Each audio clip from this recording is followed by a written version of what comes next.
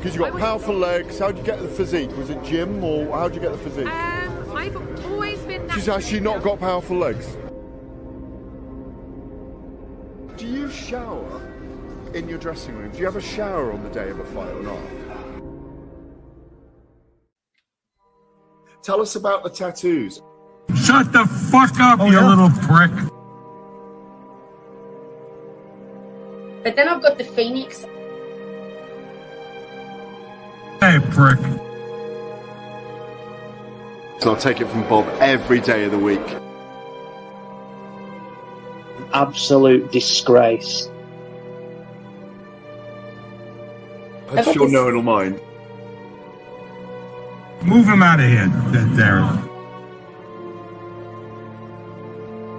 Ricky Hatton didn't go over for his fighter because he risked getting abducted and sold into sexual I never said that. Both have been rape victims. I'm not watching Frank Buglioni live on Saturday night. You're out of your mind. Jesus Christ, get yourself a life. He's actually a priest. Yeah. It's because his brother John Fury eye gouged him. What have I told you all this time? He's going to end up sucked out, fucked out, looking for a handout.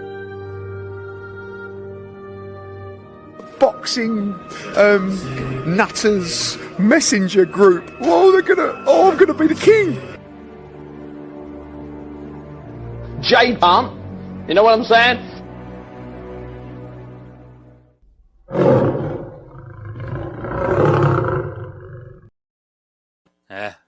Poor Jade. Anyhow, episode 637 of the Boxing Asylum Nuthouse coming at you. We try to do this most Sundays when the boxing world provides us enough to talk about, and we are here for this one. And you can find us at, this is a little bit off for us in the U.S. because the time changes an hour earlier than it does in the U.K. here. So we're coming at you 8 o'clock in the U.K., 1 Pacific time. But I do believe next week or the week after we'll be back at it for the normal times. But we're here for 637 and wondering if the power of Fabio Wardley saved him from the fire of defeat, or if that was done by Howard Foster. A really entertaining heavyweight fight. Joseph Parker was up on 2 of the 3 cards. Should have been up on all 3 of them in the 11th round. After was some phenomenal rounds of this fight, and it's a shame that we're talking about the referee instead of what we saw before the finish. But here we are. 11th round comes.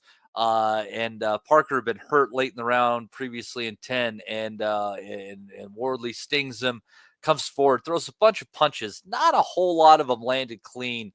Seemed to me that Parker was aware of his surroundings, defending himself. Howard Foster doing what he always does, fighting for the crown, fighting for Britain, fighting to give all English chaps the best chance possible at victory. And he jumped in there when he saw the opportunity in the 11th and saved Parker from Wardley in the onslaught. I thought that Wardley was nearing punching himself out, and Parker knew that. I guess I could be wrong.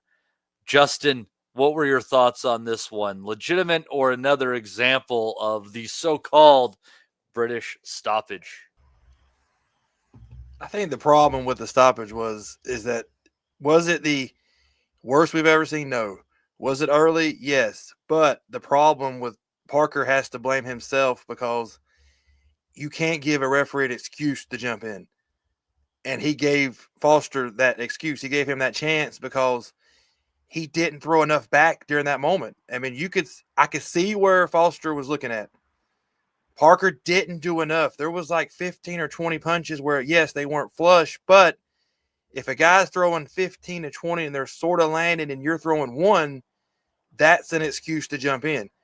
I mean, he could say it was biased, and maybe it was, I don't know, but Parker gave him that chance and he took it. That's the problem. Parker just laid there a lot. You could see, I thought it was going to happen, because when he went to the one corner and then rolled down the ropes, you're like, okay, this is getting ready to get stopped. You knew he was getting ready to jump in, and you can't give a referee that opportunity, and he did. He just, you got to throw back. He did not throw back enough. So everybody that says it was a good stoppage is going to go with that. He didn't throw back enough. He laid on the ropes like that. Parker was gassed out. I don't think he had a ton left. Was he ready to get knocked out? I mean, Wardley landed a couple of really good shots, but he was laying there. Could Wardley have stopped him if it had gone a little bit longer? Probably, because it was coming. I mean, he was landing shots, and Parker just wasn't doing enough. Was he that badly hurt? No. I think a lot of Parker's problem is that he come in a little too big, and he was just getting tired. He was gassed, and Wardley was gassed. But that's what Wardley does. Like him, don't like him, we're all going to watch a Wardley fight. He's always going to come. He's always going to be exciting fights. He's not going to quit. He's going to keep throwing. His power is legit. It holds up enough. Like I said, 11th round, even though I think Parker was mostly gassed, it still hurt him. I think this fight comes down to one thing. Parker is a thudder. He's not a one-shot KO artist. He hurt Wardley, but not enough, because Parker, that's not what he is. He's not a lights-out power puncher. He's a volume, wear-you-down puncher, and Wardley held up way better than I thought he would. I mean, Wardley was dead tired too. That's why it was such a shock, I think, that he all of a sudden was able to turn it on like that, because you could tell probably from round 7 that they were both dead tired. Parker, I think Parker's strategy was, if you look the way he come in size-wise and the way he started, I think his strategy was, I'm just going to overwhelm Wardley, because Wardley has got hurt in every single fight he's ever been in and went down or got really hurt in every one of his big fights. So I think Parker and Andy Lee thought, we're going to just overwhelm him and we're going to get him out early. That's why I think he come in heavy. That's why I think that has to be their strategy, because that's what he did. Parker doesn't usually come out and fight with his head down like he did in the first 4 or 5 rounds, where he was really just throwing, and they weren't really great shots. Parker was just throwing these wide, they wasn't great shots he was throwing. He was just trying to overwhelm Wardley. And that works in Wardley's strategy, though, because he's not like, it's not like he's this great. I mean, that's what he wanted to kind of happen. It didn't. I don't think the strategy was the perfect, and the stoppage, like I said, you cannot give a referee an opportunity, and he gave him that chance. That's the problem. You can't just lay there and take that 10, 15, 20 shots and not really throw nothing back. There's not many. We can say Foster did early, but there's not many referees in the country or the world that's going to let a guy take that many shots and just kind of lay there and not really do anything. It's just not going to happen. Yeah, and I definitely agree with you that Parker was probably undertrained for the fight, and I'm not going to pin that on Andy Lee. I kind of feel like Parker probably thought his experience was going to carry the day. He saw so much that Wardley does. Oh no, I'm not. Yeah, you're right. I'm not saying Andy Lee said let's undertrain the strategy. That's definitely Parker, because Parker has. We could all say this. He's been he's been a little lazy on his training for a while now. So that's not definitely what Andy Lee's strategy. Let's just come in huge. But I think it was a strategy for Parker, at least. Maybe I'm wrong about Andy Lee, because I definitely thought his strategy was to try to blow him out. Yeah, I think he thought that he was going to absolutely have the opportunity to do that, and it just didn't go that way. But in that 11th round, there was a couple of moments where I kind of saw him, like, getting a little bit out of it, and being like, it might behoove you to take a knee just to get the pressure off of you a little bit there. But I never really saw that.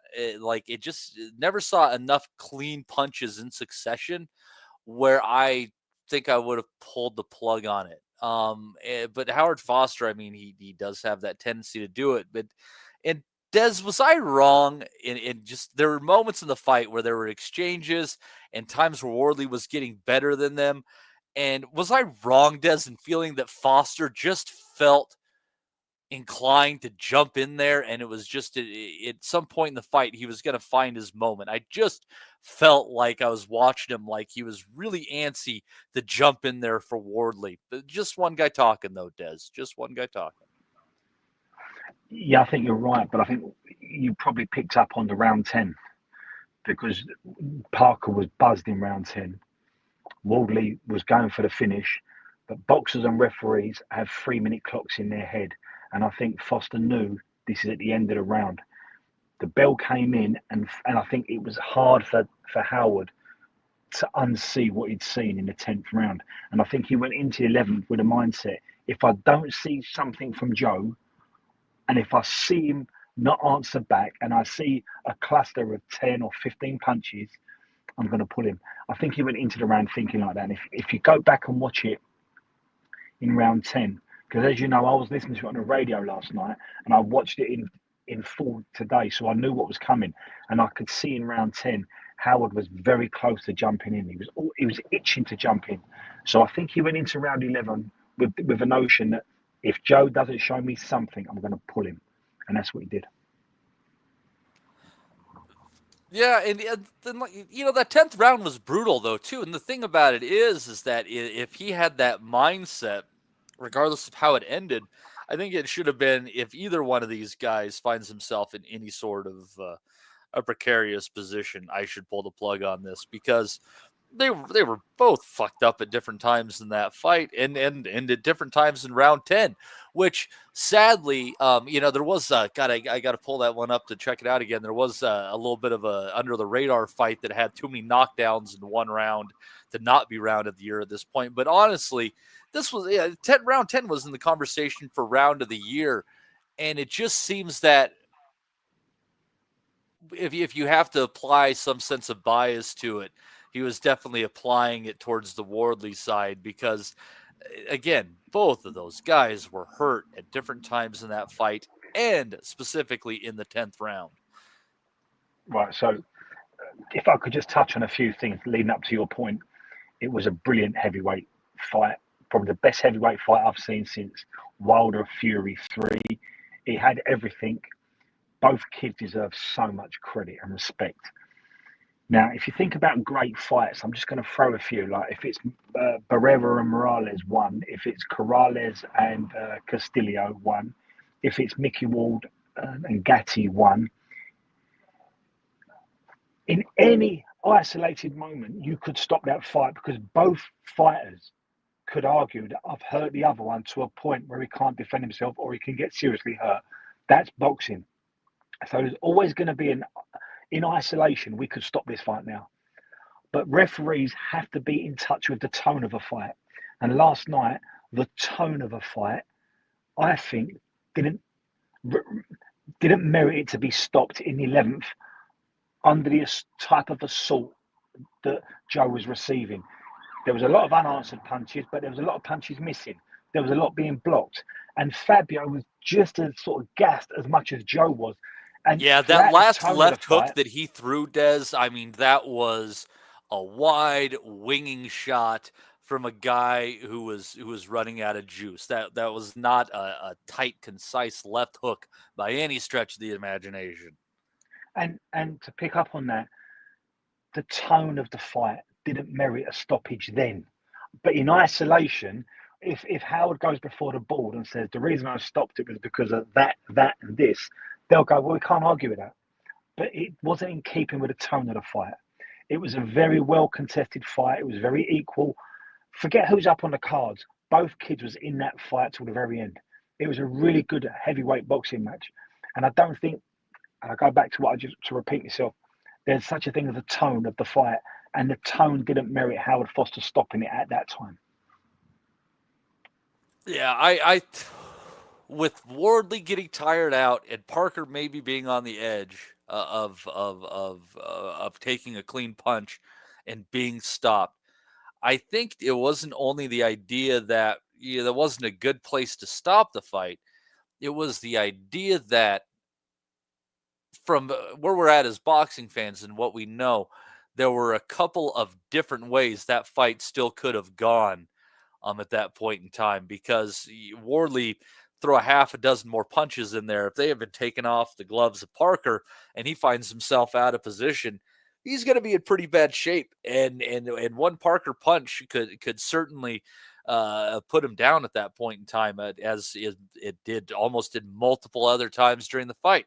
But Rob, you were shockingly, and I'm afraid that you might lose some of your Irish credentials here, so be wary, but you were pretty soft on Foster here, going easy on the Brit. Do tell. Um, listen, I thought this was a risky fight. You heard me the last time when we covered this. I thought this was a very risky fight for Joe Parker because how many times do you want to roll the dice when you've already put yourself in a mandatory position? Yep. This fight was high risk, very low reward for Joe Parker. If Joe Parker had beaten Fabio Wardley last night, everyone would have said, we expected Joe Parker to beat him. Let's get him in with Usyk now. He deserves a shot. He should have been somewhere chilling in New Zealand. A couple of mates of mine went to see him last week on the Second Captain's Live podcast in Dublin. Obviously, he trains out of Dublin in Ballybrack with Andy. I can see him training every day in those clips. Like I don't know if he's necessarily taking training lightly or anything. They look like they're putting in the work. Too many fucking potatoes, Rob. Those things like they're not good if you're trying to burn off belly fat. Not at all. Tell me about it. But what I think is that they asked him about that. One of the lads said they asked him about like why are you taking this fight, and he said he wanted a fight in between, which is fair. You want to keep ticking over, but again, maybe the offer's too much to turn down. Big money fight. But to fight a guy that can really, really fucking whack, with a good coach. I know we take the piss out of Boxercise Ben, but he is a good coach. And I think I started to get nervy yesterday not nervy, like, because I'm not fucking invested in it, but I started to question whether Parker was going to win this yesterday when I saw the weight, and I said, fucking hell, 262. He's no business being the same size as Tyson Fury. He looked more like fucking Fat Andy when Andy fought Parker. Yeah. He didn't look great. I think Parker's better when he's a little bit lighter. He's a little bit more mobile. And I thought from him, you didn't see the best version of Joe Parker last night. And maybe fucking Wardley smacking him in fucking round 2 had something to do with that. Like, it made him hesitant, but he looked a touch slow. He looked like he was reaching for a lot of stuff. Headhunting Wardley a little bit. Wardley boxed really well on the back foot, by the way. You have to give him credit.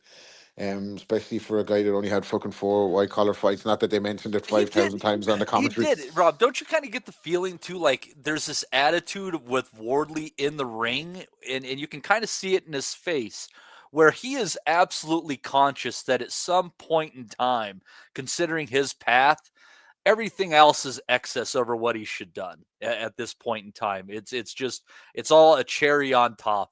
And he kind of accepts it. And he's like, fuck it. If I get knocked out, I get knocked out, but I'm going to throw hard on you. And he's kind of fine with whatever the outcome might be. I think even a little bit more. I think he's even after realizing he's a little bit more than that now, that he belongs in, despite his past, that he belongs in there, that he's dealt with guys, dealt with every challenge that he's been given. He's never lost. He can really, really whack. And I think he made Parker a little bit gun shy in the first half of the fight. Having said that, I thought Parker was up. Thought the little check left hook was working for him. As much as we give Wardley credit for the stuff that he does well, I thought he turns his head out of the shot sometimes. But Parker wasn't able to capitalize on those moments that were there for him. And every time Parker backed him up to the ropes, he was smothering his own work. So I think while Parker was ahead in the fight, I don't think it was Joe Parker's best performance. I think there was times he looked a little bit sloppy compared to what we saw against the version of him that fought Wilder, the version of him that fought Zhang. I thought there was a chance for him loads of times when he was back in, when he was moving Wardley back to the ropes, that he could have just took a little half step back, reset himself, and then let the shots go. And he didn't. He was smothering his work. A lot of those shots were flying over the back of Wardley's head. Now, to get back to the stoppage, I'm a bit torn on the stoppage. When I saw it first in real time, I thought, that looks a bit early. But when I watched it back straight away, I think we're all invested in, like as they said, the story of the fight. So what people are expecting after that sequence is that Parker takes a deep breath, Wardley takes a deep breath, and then Parker starts firing back. But he took about 20, 25 unanswered. Now, whether they fucking catch him around the gloves or not, or they don't land flush or not, there was times in that sequence up to the stoppage where Parker has both hands around his waist. Now, not one hand. A lot of fellas carry one hand low and one hand up, like as if they're hanging the phone up. He carried both his hands low. And when he did fire back in the next sequence, Wardley landed a big right hand to the temple. Parker went back on the ropes. He kind of slumped. He dropped his both hands down. He took a huge breath. And then Wardley smacked him again twice in real time. So, like, what's fucking Foster to do? You know, that way, in that situation, he's there. He's ready to jump in. I could see, like, maybe he wanted to stop the fight. Cool. But heavyweight boxing, fellas, fucking 220-something pounds with your fucking hands down around your waist. Parker showed to me, for a fella who has so much experience, to me, he looked a little bit green last night when he got hit. Why the fuck is he not wrapping him up? Is it that Wardley waxed too hard? Like, is it that his power is that legit? Because he didn't want to seem to close distance on him. Like I said, he was reaching for a lot of shots. He didn't want to put his head on the firing line. He's I firing think from he distance. thought he was going to punch it himself out. I think that was his experience play at that point in time, because you kind of saw him. He did have his hand as low, and he's like, shit, this motherfucker caught me with that. And then he got his hands up. And in that last sequence that you saw, there was the Wardley threw 3 punches, and only one of them landed clean. You know, one was total miss. But in real time, Matty, like in real time, in 0.5 seconds or 1 second, like that 3 punches, I don't know. I didn't think they could have too much complaints about the stoppage, but they'll probably run it back because it's fucking made such a big impact on social media. You've had the likes of Dan Raphael fucking calling Howard Foster the worst referee of all time. But I remember Andy caught up with and I want to come back to Andy's book later, but Andy caught up with Howard Foster one time at an event, and he asked him about Frotch and Groves, and he said, "Yeah," he said, looking into his eyes. He said, "Yeah, I saw through his eyes, and his eyes rolled." Like, so, you have a decision to make, and that's at that stage. Like I said, I thought it was no high risk, low reward for Parker. I don't think he should have took the Wardley fight in the first place. I think he should have sat on his mandatory position. But they took the fight, and it didn't go their way. And Wardley has to get all the credit, because I thought even in the moments where he was shipping shots, I thought he was the one who looked calmer and more relaxed. He looked like he was waiting on Parker. He was taking little half steps back. He looked like he could get him at any time, and he was willing to wait his time to gamble to catch up with him. 2 of them fought their hard out. Fucking terrific fight. And run it back. I'd love to see it again. Absolutely love to see it again. I don't think anybody will complain about seeing that fight again. But in terms of a robbery or an incompetent stoppage, I don't know. Like, I like to see the fella live to fight another day. Like, and if it's a tad early, like, I know there's a lot of stuff on the line, but if you ship 25 shots and your hands are by your waist, you don't really have much argument when you look at it back in isolation. Like they said, if he goes in front of the board, like, what are they going to say? Fair stoppage, you had a decision to make. And, you're making the referees. For me, I think Parker was, like, you made a good point as well. Why not take a knee? You're miles up in the fight. Take a knee, or just fucking headlock him. Put your fucking, reach out and grab him. A bad example, because we always come back to Floyd. But remember when Mosley rocked Floyd and he fucking grabbed his arm? He grabbed his arm. He fucking He rode out that moment. The ref's gonna fucking break it up. The ref's gotta break it, exactly. Yeah. So just get your big arm up around his head, fucking headlock him. Make the ref pull you apart. Take the fucking point off if you need to, but get your bearings back. Don't sit there on the ropes like a sitting duck. Easy fucking for me to say, isn't it? On a Sunday night, like. But don't sit there like a sitting duck and give the referee that decision to make. I thought that was a little bit of naivety or something from Parker, and yeah, like, all the credit to Wardley and Ben Davison. By the way, I thought they had a great night. Like, I'll tell you what, I know it would probably be difficult to pull off, but I would honestly love to talk to Andy Lee about this specifically. I would love his fucking take on this. Yeah, we could get him on, dude. I'd give him a shout. I'd give him a WhatsApp. We could definitely get him on at some stage. Yeah. And maybe he'll tell us, like, after Joe came back to the corner and I got, whatever. But, like, I'm honestly curious. I get the feeling he's fucking fuming, especially, someone like Andy Lee, whose entire career was living on the fucking edge of a knockout at all goddamn times, Well, it's just goes to show he's getting absolute pelters now, isn't he? Because he's lost one off the back of Donovan, and he's chopped liver today. Now everyone's saying he's fucking. You know what I mean? That we always see that with the coaches, don't they? They're trainer of the year one minute, and then the next day they're chopped liver. Like, I'll tell you what, and it's tough for Andy, and I don't know what a coach could do on this, but I think in both situations there was an issue of motivation with the fighter. Donovan, because he had already done it so fucking easily the first time around, and he didn't see any goddamn reason that they should be back there again. So what was the point? He was probably in there just trying to make weight when you probably break it down. And Parker's in there thinking, this, white collar, inexperienced guy who's, lost every minute of every round against Justice Hooney until he bailed himself out with one punch. He's like, I've got fucking 20 years of experience on this guy. No problem. And they just phoned it in a little bit during camp, and it caught their ass. That's my opinion. Maybe. It remains to be seen, but I think the clamour to run it back would be... Plus, Usyk is sitting out on an injury and that. Like, I think it makes sense for them to run it back, doesn't it? Like, Yeah, I think it would. But I mean, I guess it depends as far as like when they can get going, because that's pretty brutal. Like I think they both had cuts. Gonna have to get that stitched up before they can spar again and all that. So like, I mean, the earliest you could see him probably getting back into the ring would probably be like a February-ish kind of thing, and Usyk is probably good to go by then. I mean, maybe Wardley will want a shot. Like, maybe Ben Davison might think one more fight we could knock Parker out. I think they might think they have his number now. So I think we won't see. I don't think we see Wardley versus Usyk next. Put it that way. Yeah, I mean, I don't. If they get the offer, I don't know if they're going to turn it down. It's because just the payday. I mean, the payday is just so freaking significant. You know, it's for a guy who's using his head. I mean, it's like, fuck, if I lose it, I can retire. Well, that's the thing about Wardley is he's one of these guys that he can lose any fight he's in. He even a warm up fight, so he needs to definitely take the money because I can see him. I look at Hooney. You just said Hooney. Wardley's one of these guys. He doesn't need to just take in between fights. He needs to fight for the money now because anybody can knock him out honestly with the way he fights, like you just said. So yeah, I would definitely think he's gonna. If Usyk fight is there, he's not taking Parker in between, and there's no way he's going to do that unless that Usyk. Only way he fights Parker is if there is no title shot at all coming down the road, and it's like that is your only shot. Yeah, I mean these guys are all. It's a shame when there's one guy who is so clearly better than really everyone else in the division, and also has the name and the notoriety, like, because that's everyone's like trying to position themselves for that title shot, you know, and they don't fight each other all the time. It happened with Canelo at 168, you know, obviously Usyk here. So I don't know. We'll see what happens as far as that going forward.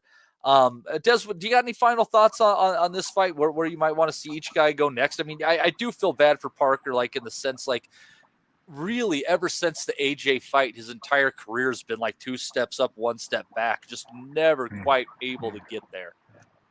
Yeah, I thought Parker was going to win last night. I thought Parker would have too much for him, and he come in 20 pound heavier. And I think the strategy behind that was to really bully Fabio and take him to places where he could doubt himself, because Fabio's never been there before. Can you hear me, Matthew? All right? Yeah, absolutely. All right, mate. Sorry, because I'm in a funny old place in a minute. So I think Andy Lee and Joe thought let's plant seeds of doubt in Fabio's mind, and let's take him into that early territory of rounds 1 to 5, where he doesn't quite know where he is and doesn't quite believe in himself because he's never been here before. And I think Fabio experienced that in round 1. I think Joe was brilliant in round 1. I thought this can't go more than 3 or 4 rounds. Joe just looked too assertive and proactive. Fabio come out in round 2 and said, do you know what I'm going to do? I'm going to punch with you. And remember that phrase, because Fabio might be the best guy in boxing that knows how to punch with someone. He's truly dangerous when he punches with you. He never done that against Justice Hooney. He allowed Justice to sort of move him about with his feet, and he was a bit hesitant. And like Foreman against him more, he just waited for the moment when he stood in front of him and did nothing. But and then it was like, we didn't know that moment was going to come with Fabio. We all thought he was down and out against Hooney. And last night, it was a complete different approach. It was, you know what, I'm not going to allow this fight to go away from him. I'm not going to get into that second half territory where I'm behind on all the cards and I'm looking for the one shot. So come round 2, he jumped back on Joe. And to take to Rob's point, Joe was smothering his work. He absolutely correct, he was. And I think that's because Joe didn't want to stand mid-range with Fabio, because he knows how to punch with you. Now, it's very rare you see fighters do that. And I can only attribute it because Fabio never had no amateurs. Because if he'd have had 50 amateurs, that would have been coached out of him. It would have been you either on the front foot and he's defending, or when he throws, you avoid them on the back foot. But Fabio never had that. It's not been coached out of him. So he goes back to his basic instincts, which is, you know what, you can punch, I can punch, and we'll throw at the same time. And he's got something that we don't talk about enough of in boxing. He's got this real tough trait about him. He's a hard man. And if you can put them two things together, he's tough, he's game, he's prepared to punch with you, and he can hit with both hands. It's a real hard night's work for anyone. And that's why we've seen Fabio come through the levels. And I don't think I've ever really been a believer in Fabio. I always thought he'd get caught out because of that. But I'm now seeing that you're in the world of boxing, you're a world-class tough guy. I think you've got world-class power. He's definitely a fudder with both hands. And he goes looking for people. He's not hesitant. And I think the Justice Hooney fight, which I thought was a red flag, I thought that tells me he might have levelled off here. Him and Ben Davison have worked on not letting that happen again. So now Fabio knows how to be a lot more proactive, a lot sooner, and take the fight to the other guy and make it uncomfortable for him. So I thought the fight went one way then the other. I thought Joe was up when it got stopped. I didn't agree with Howard Foster's stoppage. And looking at Howard's body language, I don't know if he really believed in it, but it was in his mind to do it. No complaints. It wasn't a robbery. It wasn't a disgrace. I've seen worse stoppages. I thought the tone of the fight meant we should have seen that should have been stopped when it was. But Fabio Wardley is a very good fighter and he's a hard night's work for anyone, primarily because he knows how to punch with you. And it really makes it uncomfortable for fighters when someone can do that. Yeah. And our man Damo Cap Casual says Wardley versus Triple D at the O2. That's something I thought about last night. Discussed with my buddy Jason. We were on that one right away. That is, as far as UK stuff goes, if you're not going the Usyk fight, that's a big money fight. And if I'm Wardley and I'm his team, I like that fight a lot because there's going to be question marks about how Dubois will perform without Don Charles in his corner. And if he'll get a little caught between styles, get a little caught between advice, that's a good time to catch a guy like Dubois. Well, the funny thing about that is that we know how Wardley reacts when he gets hurt and when he's in a war, and we know what Daniel Dubois does when he. True. So it's like we know the mindset of both guys going to that, and so we know that Wardley is going to put it on Dubois, and it's always 50-50 if Dubois is going to be able to take it or not. I guess it just depends on how he shows up that night. So I think Wardley would stop him. I think Dubois would take a knee again, in my opinion. Yeah, you might. I don't know. Rob, any thoughts on that fight before we move on?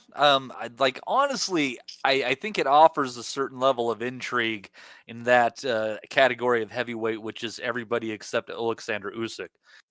Oh hell yeah! Like I think it's a no-brainer, isn't it? The big domestic UK, two big heavyweights, two big bangers. I think Wardley's after showing his beard, and he's definitely after showing his courageousness or his courage or whatever way you want to fucking say it. He's definitely after showing that he has the kind of balls of fucking steel. He doesn't. You couldn't see him getting into a situation where he jacks it. Now saying that Usyk knocked fucking Dubois clean out in the second fight, like, and he just boxed. He was miles better. He's levels above him. I think Dubois has some stuff he needs to sort out, like, and I don't think he'll ever sort it out. So with that said, I'd say no, he's just kind of been born into it. He's just kind of stuck with it. Yeah. Yeah, it is what it is. It's not going to change. Like the trainer may change over time. What happened to Carolyn ever since she split with her dad? Like has she been fighting at all? I mean, I think she's looking for fights on Twitter, isn't she? She's calling people out left, right, and centre. I don't know if they're having. Was she with Ben Shalom or someone? I think you're right. So she was caught up in that whole boxer thing and moving around and stuff like that. But I mean, I don't want to go too far into it because it's it's not neither here nor there. But if you follow Carolyn, just quickly on it in terms of Dubois and Wardley, Frank was particularly neatly and netly in the build up to this fight when people were rightfully protested that this was a pay-per-view.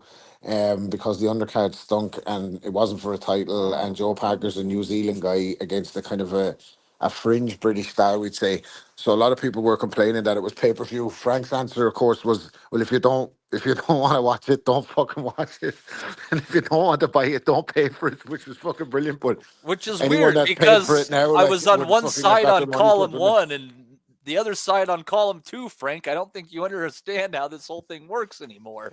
But if anyone's gone and paid for that, like, you got your money's worth, didn't you? Because it definitely delivered as a fantastic fight. So I think that's probably where Well, I leave my analysis of it, but yeah, great fight in the end. Like.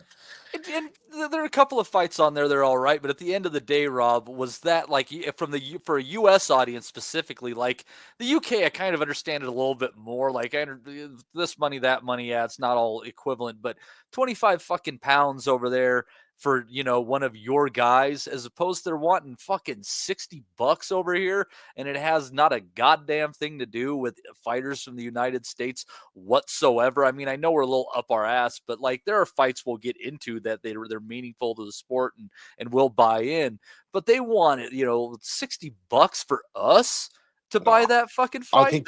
I think very quickly on this. I think the days of pay-per-view are numbered, and I think you're going to go back to boxing will eventually make its return to kind of terrestrial TV. I mean, it's the only fucking sport in the world that's pay-per-view nearly for every fucking event. Like, do you know what I mean? You don't get it with the Premier League. You don't get it UFC with had to throw in the towel with that. That was why they did the whole deal that they did, is because their numbers on pay-per-view are dropping. They're like, we can't do this 3 times a month anymore, twice a month. I think eventually everything's going to end up on Netflix somehow via Riyadh. That's my vision for how it was going to play out in the long term. But yeah, I wouldn't have paid for it. But if you did pay for it, you got your money's worth. So yeah, sometimes you luck out on that one. What are you gonna do? But it was just generally it's disappointing. And what's killing me with these pay-per-views and where they're at is they said that, oh yeah, after the November card, it's going to be the first one of the new era. We're getting rid of pay-per-views, and now they changed their mind on that. And now I don't know how much it's going to cost, but now they're going to have a subscription which also covers the cost of pay-per-views on DAZN for the low price of what the fuck ever it is.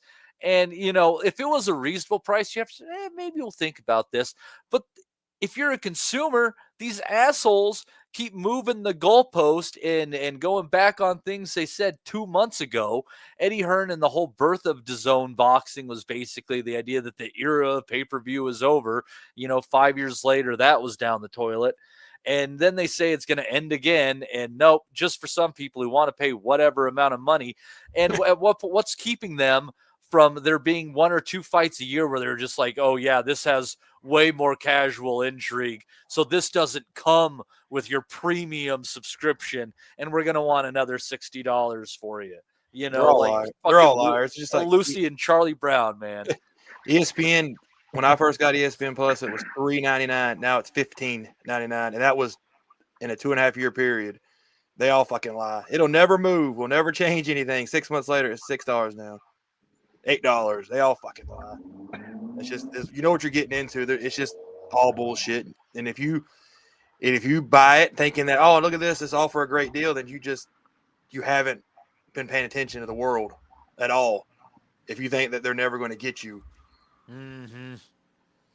But Matty, if I could just touch on something that you said about Usyk, being so good and much better than the others. Don't be surprised if our promoters play him out of the game. We've done it in the early 90s with our super middles. When we had a cluster of super middles that were very, very good and very entertaining, had natural rivalries, we played the amazing, excellent super middles and middleweights in America out of the game. We created our own scene. So you looked at all them lads on stage last night, throw into that Anthony Joshua, throw into that a Dave Allen, if you like, throw into that a Joe Parker, a Tyson Fury. We've got our own heavyweight scene here, and all you got to do is pick off a title or two that goes vacant, and you don't need Alexander Usyk anymore. I don't agree with that, by the way, but I've just seen British boxing do this before.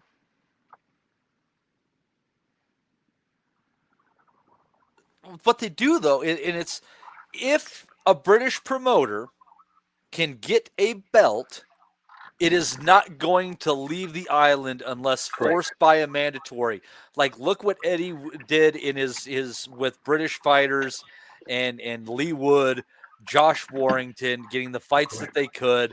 And even if they lost, you bring the guy back, stack the fucking odds against him. The title's back. Now we can have a grudge match between 2 towns that have a football rivalry and keep rolling money off of that. We just need one fucking title. That's all we need. And that's why so many of the great fights that you guys did have in the 90s in middleweight, super middleweight were only contested for a single belt. And then I think was it the WBO that gained recognition Correct. last. And so then they're like, oh, we have two. And Calzaghe eventually put the whole thing together. But I mean, that took when you look at that at the end of the day, it basically took Joe Calzaghe a generation to fucking to really build it out of the domestic scene and take on the world. And he might have done it on his home turf until the last two fights of his career. But I mean, he still fucking did it. Yeah, so just a couple of things there. Nigel Benn had the WBC title. He beat Nardiello in Italy for that because that was just fishing around. And the super middleweights wasn't taken that seriously at that time. So there was a few titles you could pick up against guys like a Doug DeWitt or a Nardiello and people like that. And it's only when the Roy Joneses and the Gerald McClellans and people like that and James Toney stepped up to 12 stone that it really heated up that division because it was in its infancy. But Frank it didn't matter what belt it was. They were talking about the IBO title last night, like it's got huge prestige, and they were talking about Tommy Earns and Antonio Tarver and Lennox Lewis once holding the IBO. Networks and promoters, they can pitch us how they want. But the reality is, Marco Antonio Barrera talked about this 25 years ago. Some fighters don't need belts. And if you want to put Fabio Wardley against Anthony Joshua, you can put it for what you want. You can get the belt out of a cereal packet. It doesn't matter. It will sell. If you were to put Anthony Joshua against Tyson Fury, we've seen them both get beat, and we both know where Anthony Joshua's going. And I think an awful lot of people lost patience with Tyson Fury, but it still stops traffic over here. We're quite unique. We're an island race. We're insular. So when you can get 8 or 10 heavyweights with a bit of personality, a bit of charisma, and there's a little bit of rivalry, we can really make a scene here. And I think that's what Frank's going to do. We all love Alexander Usyk, and we all want to see him in the middle of it all. But quite frankly, I think Frank's worked out we don't need you. So I think you're going to see a heavyweight scene that Frank paraded on stage last night, and I think he's going to play it that way personally. That's what I think is going to happen. And the reason I'm pretty sure of that is because we've done it before in British boxing. British boxing doesn't need America, and America doesn't need Britain. It's nice when they cross over, but we can run our own scene over here. Yeah. And it works out for you guys to some degree or another, and people have made a lot of money off it. And that's the problem, is the financial incentive to be so insular is so big. Our man, Ricky Graville, throwing in a tenner there. He made out well, getting the last 3 rounds on Fabio in group betting last night. A couple of the boys did that and really cleaned up. So thanks for sharing the good fortunes with us there, Ricky. We do appreciate you there, my man. But that's probably, I guess we should go back into the rest of that card there, shouldn't we? And I mean, it was supposed to be better than it originally was. But this falls off, that falls off. And eventually, your questions of why is this on pay-per-view become even bigger questions of why is this on pay-per-view? But I guess they did try. Now, we might end up getting this guy on there. I'm going to have to ask Obi how to say his name because I'm just butchering. I'm sure Jurgen. Is it Jurgen or my God, I'm already fucking up the first name. Uldedaj beat Raleigh Lambert last night. It was that was for the IBO belt. That was fight turned up in the last half of the fight. There were some decent exchanges in there, and it was really a fight about who was on the front foot at the end of the day. Where either guy was trying to throw, try to basically just impose their will on each other in that one. But yeah, that was a pretty good fight down the stretch. Enjoyed that one. Hopefully we get to talk to Jurgen one of these days here soon. Also on that, Ezra Taylor getting a stoppage over Steed Woodall. And you talk about, Steed Woodall, that just sounds like a name of just a tough son of a bitch, right? And he was caught standing there. Taylor just a little bit too much for him on there. Mitchell Smith getting a decision over Arnie Dawson, experience mattering there in the man 10 years younger than him. And Danny Quartermain losing to Royston Barney Smith in a battle of undefeateds. Any thoughts on that undercard, Justin? I'll just say that Woodall had a really brave corner.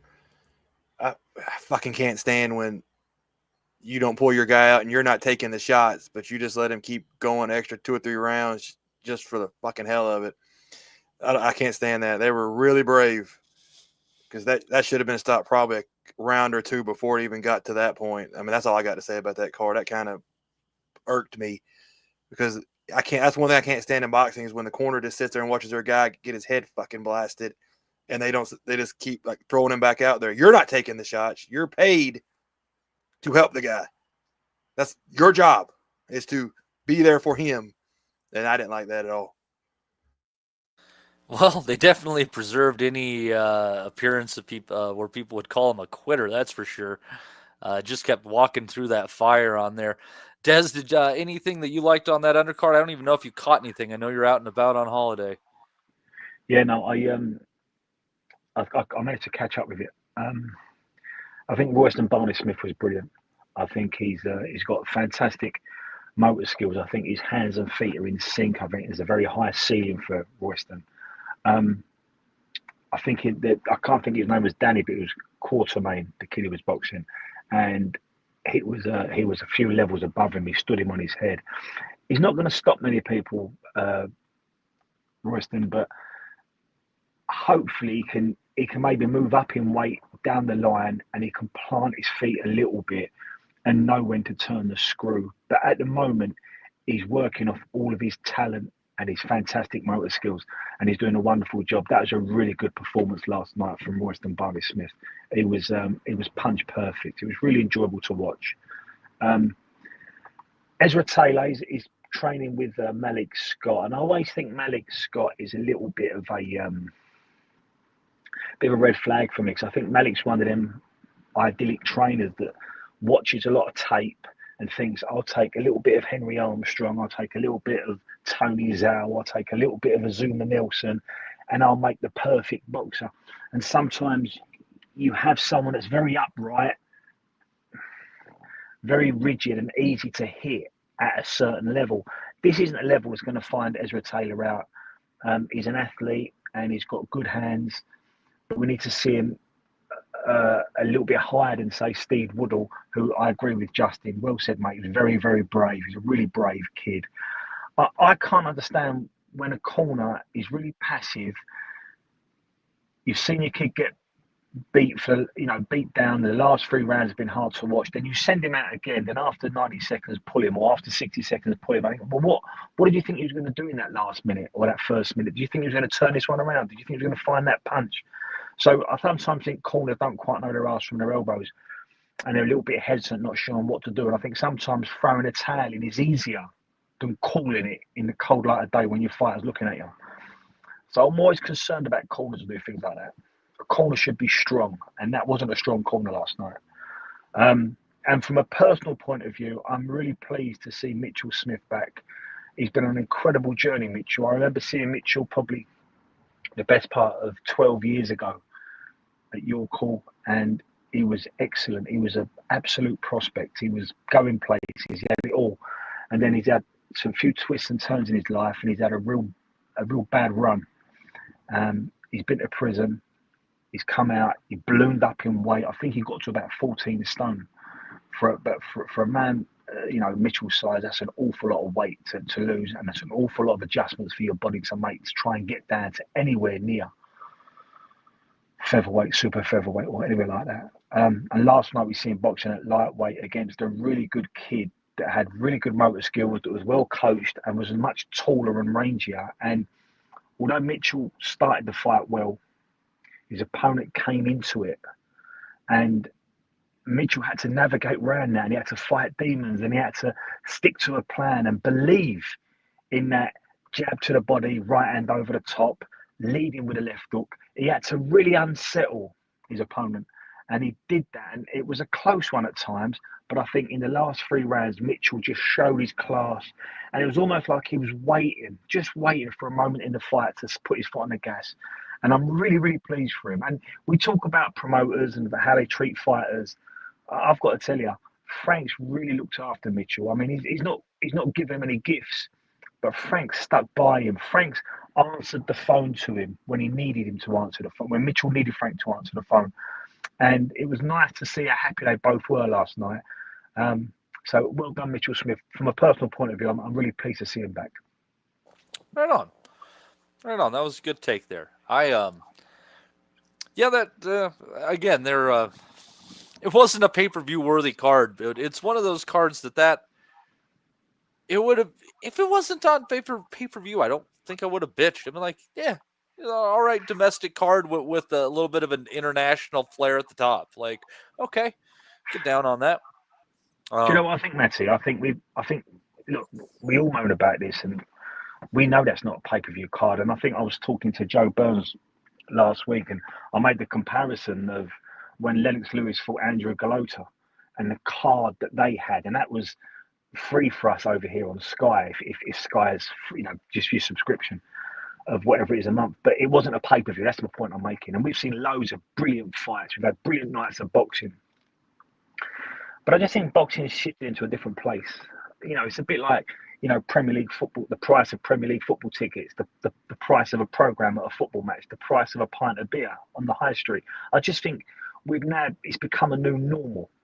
And, we now put £1.60 a litre in our cars. I just think it's a new normal. And boxing now accepts that, look, if you want a night at the O2, and if you want to pay Joe Parker and Fabio Wardley, 3 million quid between them or 2 million quid between them, if you want to give Derek Chisora a Dillian White, I don't know, 1.5 million between them, whatever they're getting, and the undercard, we're going to give you this and you're going to pay for it. And the only way boxing fans can say, I'm not standing for this, and it's the same for football fans, don't buy the tickets, don't go anymore.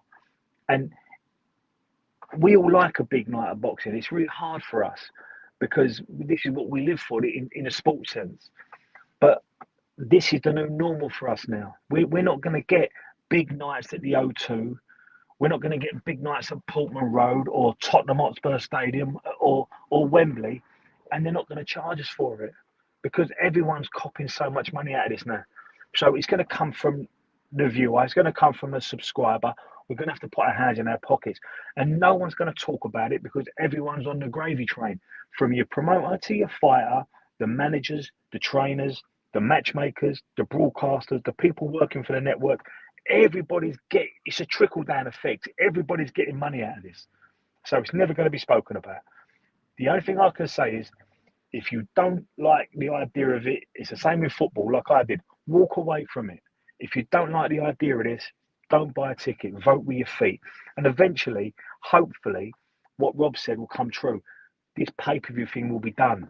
It'll all sort of circumnavigate through Saudi onto Netflix, and we'll get a lot more bang for our buck. But at the moment, I can't see it changing for a long time because they've got a captive audience with us. Well, yeah, and our man Yimmy Yappy in there, he said that he doubts that, or he thinks that Wardley did about 90,000 buys tops. But if you think about that, if it was 25 pound over there, I mean, that's still scaling over 2 million pound. That almost like pays for the main event. So as much as like that might appear like, a flop as far as the numbers go, that's all the money. And if say it did 10,000 buys in the United States at $60 at $60 pop, that's another 600K. Now you're up to like in between 2.5 and 3 million pounds for that. Yeah. So I mean, even when some of these events quote unquote flop, it's money they wouldn't have had rolling in otherwise, and they've just decided this is how they're paying for it. I agree. And listen, look, James works within the media, so if he's going to say something like that, he's got something to stand on. So I'd listen to that. But I mean, I don't know the true figures, and I don't know what these guys are getting anymore. But they're not. Like in the old days, guys used to get £1,000 a round fighting for a British title. Them days are long gone. We're never going to see that again. If you've got people like Daniel Dubois getting 4 or 5 million quid, and you've got Tyson Fury getting 30 million quid, and Dillian White getting 7 million quid, this is way of corrupting the market. What the one that sounds worse out of all those though is Dillian White getting 7 Correct. million I quid. agree. Like, I agree. You can't believe it, can you? It's unbelievable. How lucky is he? How lucky is he? But when you one think about goddamn good punch on yeah, AJ young in his yeah. career, and he's been living off that fucking thing ever since.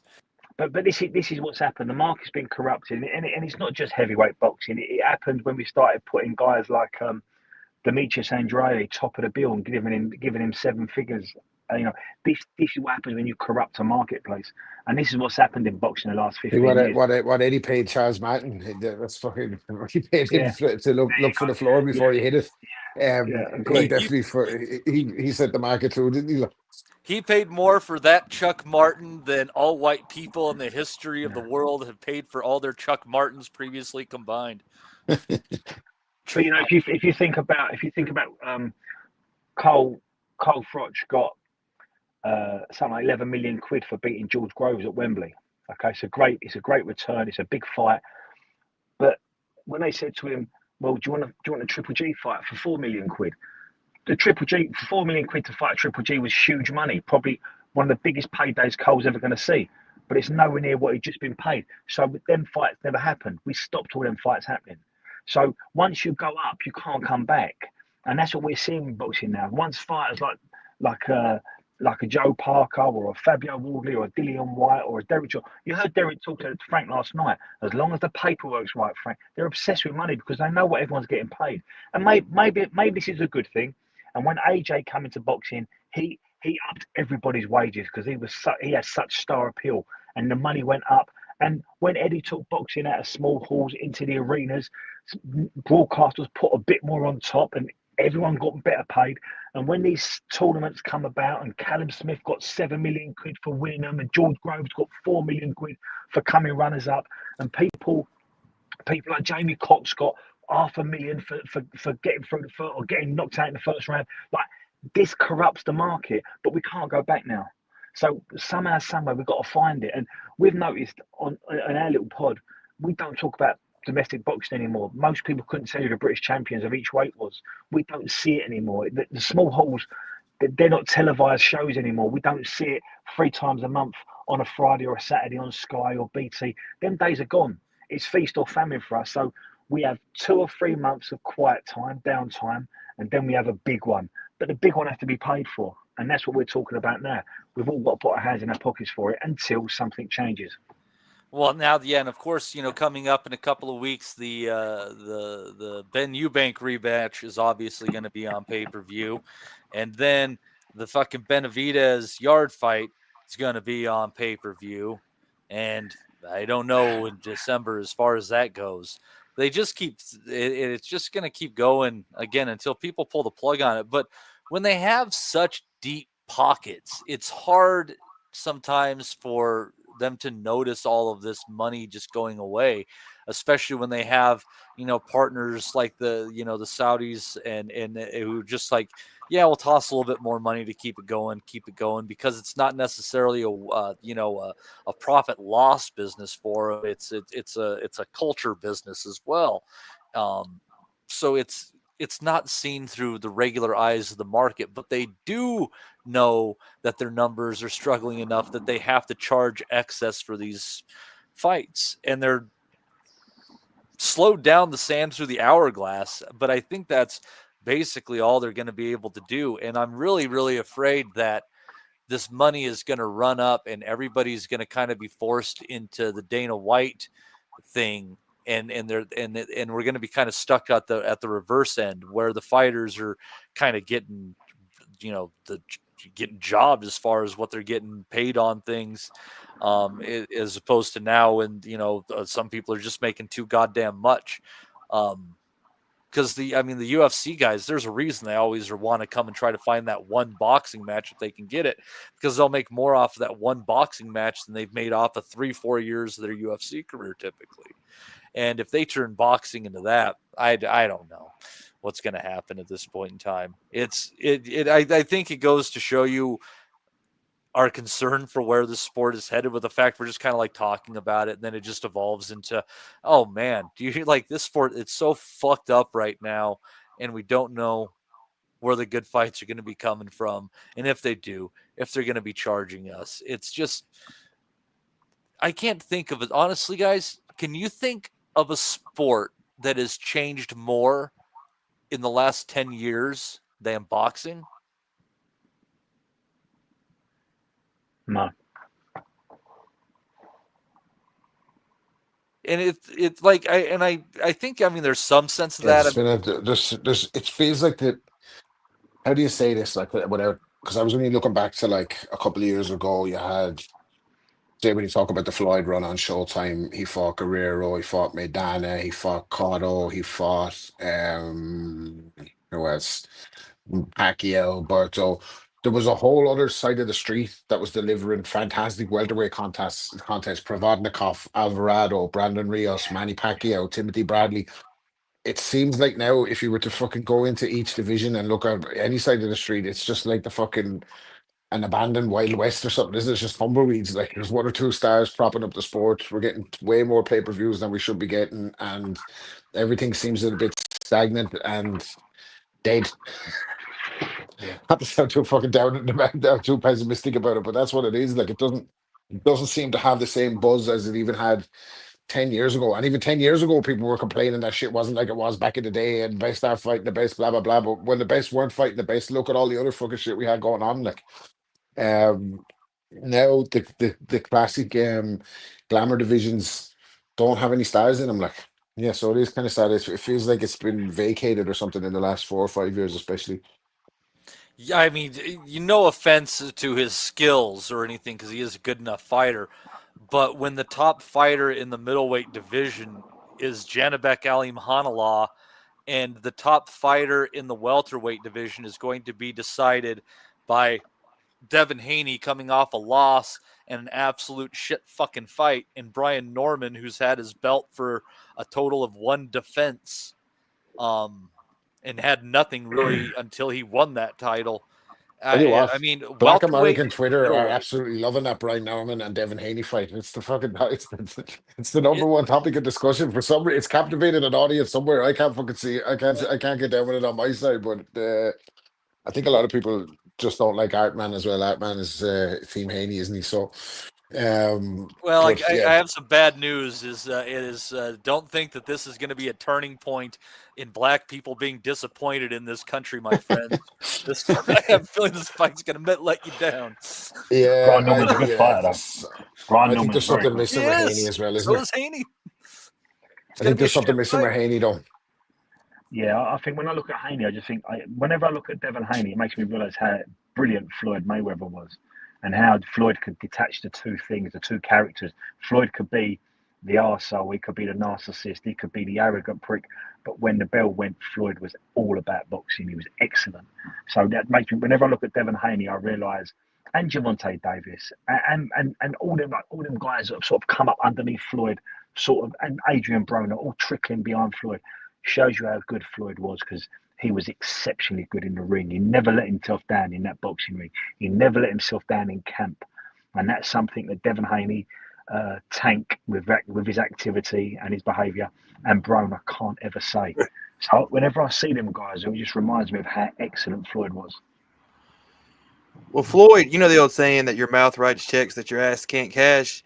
Well, Floyd's ass could cash them.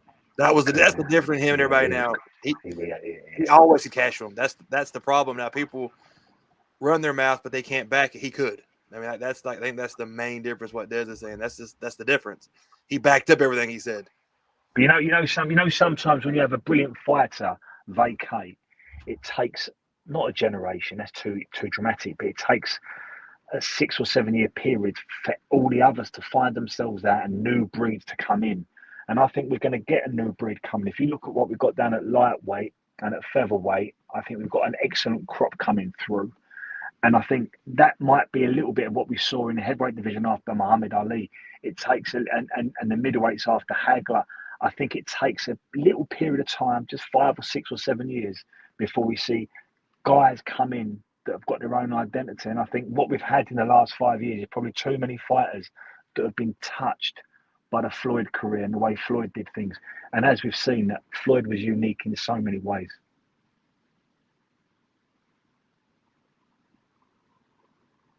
I honestly think that, the Floyd thing, I think you're already actually seeing that happen with the way that these fighters manage their careers and things of that nature. I think what is going to be more important coming down the road is going to be what the Bud Crawford effect is.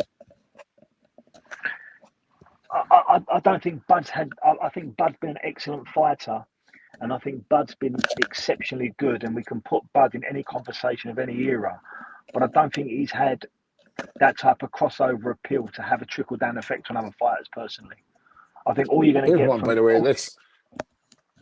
Sorry, go ahead. This. No, go on, mate. Go on. No, I was just gonna on a slow week or whatever. See, that's where we are. We're again discussing the health, the state of it, the health of boxing. Like, there was a big controversy this week. A couple of kind of things took off on Twitter this week. One of them was Kellerman saying that Usyk's resume is light at heavyweight for him to be considered an all-time great heavyweight, and. I'm with Max on that, like, because he's only fucking beaten 3 live heavyweights, like, hasn't he? And two of them are AJ or Fury, and he beat them well over 2 fights. The other one's Daniel Dubois. You would have always expected him to beat Daniel Dubois. You got Chaz Witherspoon and fucking Michael Hunter, Derek Chisora. Then they're like, you got to take his cruiserweight run. I seen likes of Dev Sani, who I like. Then start to list a load of Ali opponents who would have been natural cruiserweights today. That's not the fucking way it works. Like, there was no cruiserweight division. You can't go back, and men were generally smaller 50 years ago. It's just fucking the way the planet's evolved. Like, access to calories is a brilliant thing. Yeah, for me, I think Usyk is an all-time great fighter. Is he in the discussion for the greatest heavyweight of all time? For me, no. I think he came at a great time. I think he came at an absolute. But people were like very. People that know more about boxing than me, fellas that are reputable broadcasters, trainers, they're all fucking not having it. Like, I think there's so much recency bias when it comes to Usyk. He is a modern era great. He could fucking hang in with anybody of a previous era. But I'm like, has anyone seen fucking Evander Holyfield fight? These people are kind of right off like he's automatically better than Holyfield and that. Like, come on. He's not about the idea that Riddick Bowe, he's not better than any of these. I don't think they never saw any of those guys fight. But think about the idea that Lennox Lewis was Holyfield's foil, though. And that what I think the question is in between Holyfield and Usyk is which of them as quote unquote smaller heavyweights, which is crazy to say because, Usyk's about the size of Ali and Evander Holyfield a bit smaller than him. But which of these guys as small heavyweights is ultimately better suited to deal with the giants, who are the fighters who since Lennox Lewis have taken over heavyweight boxing. There has not been correct me if I'm wrong, there has not been a heavyweight champion who was 6'4" or less since Vladimir Klitschko cleaned up the titles until Usyk. I think you're right. Fair points, right? But I still think even those bigger fighters, I think Holyfield, if you look at Holyfield as he was about 160 years of age when he fought big fucking what's his name that David Hay beat, Valuev, wasn't it? Valuev. Yeah, he beat the shit out of Valuev. He did. And he didn't get the decision. It was over in Russia. The decision was so bad that even the WBA, our friends the Panamanians, had to have a review. And to be honest with you, that's why I think David Hay got the benefit of a doubt in a tight fight against Evander Holyfield would have beaten Tyson Fury too. There'll be under no fucking illusions about that. That version of Tyson Fury that fought Usyk 100%, I think I see Holyfield beating him. So I don't know. I think I'm a little bit on Kellerman's side on this one. I think there's massive recency, but like the greatest heavyweight of all time. Like, have we seen some of people are comparing him to Ali? Like, for fuck's sake, like. The guy's a great fighter. He'll go into the Hall of Fame without a doubt. First ballot Hall of Famer for me. Excellent fighter, does everything right. Watch him anytime he's fighting. Would watch him against anybody. Brilliant. But he's not near the fucking best of the greatest. You can't give him the greatest heavyweight of all time title just because he's fucking beat Tyson Fury twice and AJ twice. And here's another one. There was a controversial one as well where people were disagreeing that AJ is a Hall of Famer. For me, and I don't want to get into AJ bashing now, right? Because this could bring up PTSD for AJ fanboys back in the day when we used to absolutely lay waste to him. But for me, AJ's only one big fight, right? That was Vladimir, and Vladimir was 150. He had Vladimir off a 2 year layoff, and he showed balls of steel in that fight. He got up off the deck, he had a second wind, and he stopped him, right? But in big fights since that, he lost to Ruiz, he lost to Usyk twice, and he lost to Daniel Dubois. For me, that's not an all-time great or a Hall of Famer. No. There's another one as well, but we save it for another day. I might come back to it later on. But what are your guys' thoughts on it? Like, what do you think, Matty? Like, do you think Usyk greatest heavyweight of all time in that argument, or no? No, real quick, let me say Michael M throwing in 499 says normally listen back so late with this, but tribute to Hitman was beautiful. Thank you, can relate. Hey, thanks for going back to that one, Michael. How tough was Wardley? Tad early for me, both. Tad early for me. Props both men. Yeah, I mean you have to give them that. Absolutely, the intangibles on Wardley are what's off the charts. But Michael, we appreciate you on that. The Usyk is not the greatest heavyweight of all time. Usyk is not a top 10 heavyweight of all time. Usyk has Thank you. Bit of common sense. Usyk has like 7 fights at heavyweight. But he is. What I think this is, and also we got to throw in here subterranean homesick alien thrown in there, nice little nod to Bob Dylan. I like that. This is Max was right to raise the point. The current glazing of Usyk and Crawford is over the top. I will agree and disagree on that one because Usyk is really good, and I think what you're looking at, like some Chris Butler said Usyk could be in the conversation for best cruiserweight, not heavyweight, and he's like, if like Bridgerweight was really a thing, Usyk would beat the shit out of everybody and their fucking mother at Bridgerweight, you know, if that was a thing that actually mattered in this stupid sport. But Usyk is what separates him and makes him a question mark against against some of the best heavyweights on certain nights is I think Usyk would be in the conversation, Rob.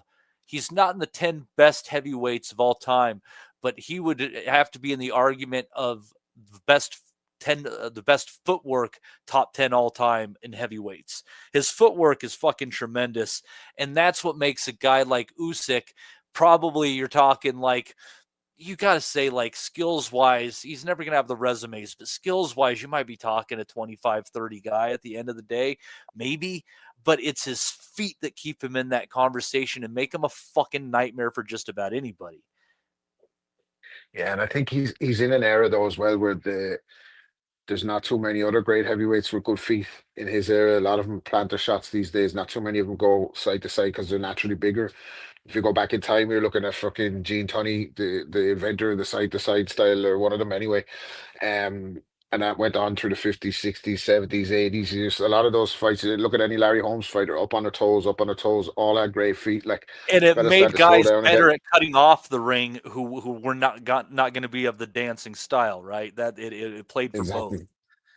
Exactly. So I think his footwork is outstanding, but I think he's come at a time where heavyweights are more stagnant and more straight up and down, no special effects.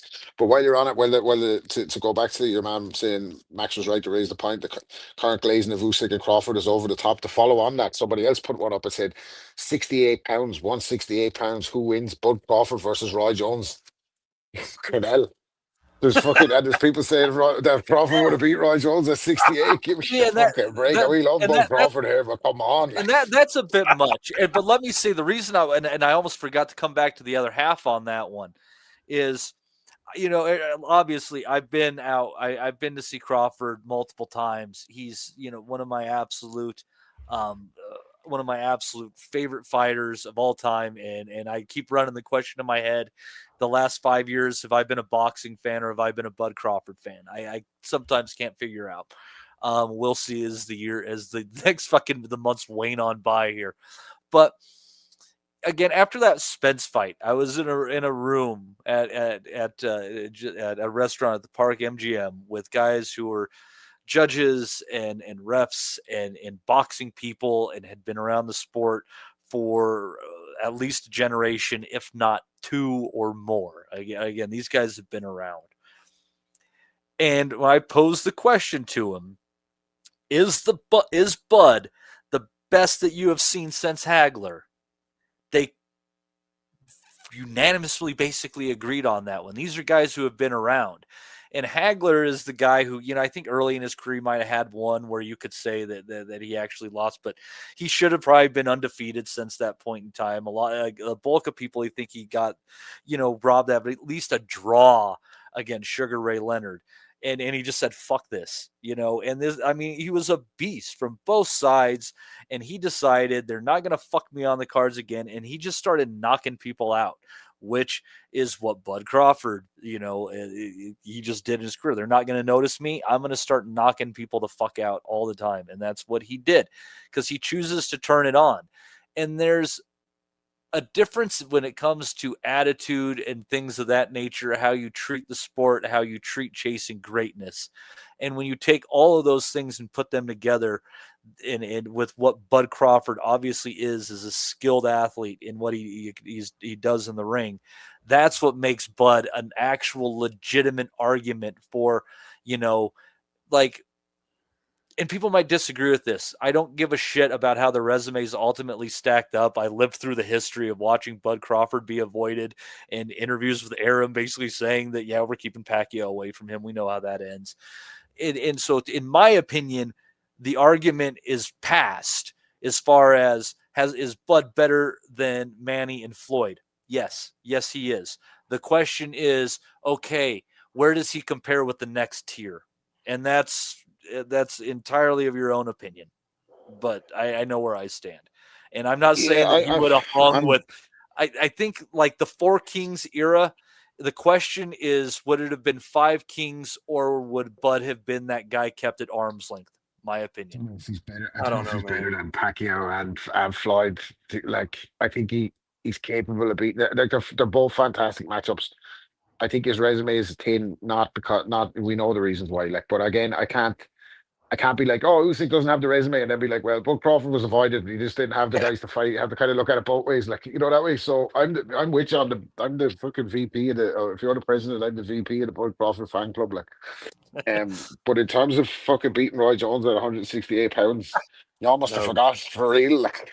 Yeah. Well, here's the question, Matt. Yeah, Are you saying that Crawford is better than Hagler, or he's just the best since Hagler? They're saying that they're in agreement that he is the best fighter that they have seen in the ring since Hagler. Since Hagler, so he's not better than Hagler, just since Hagler. And you can make the argument of like how his boxing kind of dropped off since Hagler, but I'd also be sitting there thinking you're also like Sweet Pea fought since Hagler. Floyd, Pacquiao. I mean, okay, so that's where names in there. I mean, that's high fucking praise. That's where it got me, because I wouldn't get what you were saying, because just because Crawford beat a shitty past his prime Canelo doesn't put him with the category of Hagler and Hearns, in my opinion. Simple. I just don't. I love Crawford, and it's I'm the not eye with test. It's all the eye test, and like these but guys, he doesn't beat those guys. We're not saying that, are we? I don't. That's a question I don't, and I would have to ask about that. And I think he doesn't beat a prime Hagler at 160. That's the thing. That's the thing about. I think the real question with Crawford is how does he perform at welterweight against the greats? Because people forget he fucking wrecked people at welterweight. And yeah, I'll give you that. I'll give you that. But not 160. And again, I will go back to this fight too. There was an interview with Crawford where he was actually talking about the Pacquiao and Jeff Horn fight. And he said the same fucking thing I did. The commentators were biased. Watch the fucking fight and watch Jeff Horn push that little motherfucker around for basically 9 out of 12 rounds of that. But it's that like when Manny fought Jeff Horn. Well, and hold on a second. Like he was done, wasn't he? Like, fuck out of him. Then Crawford beat him like a heavy bag. But Hearns would have fucking knocked Jeff Horn out. Ray Leonard would have beat Jeff Horn. They would have lit him up, right? Killed Jeff Horn. Yeah, killed him. So, but would Floyd Mayweather? But hold on, would Floyd Mayweather have gone 12 rounds with Jeff Horn? Yes, maybe. But Floyd had bad hands after lightweight too. We can't. Pacquiao went 12 rounds with Jeff Horn. Like, I think when you're arguing about Pacquiao, if you want to argue his real greatness, I will actually change where I rate him. If you say, okay, what does he do lightweight and below? And I'm like, oh, those some fucking fights out there, homie. You know, but welterweight and shit like that, I'm like, yeah, Leonard beats the fucking snot out of him.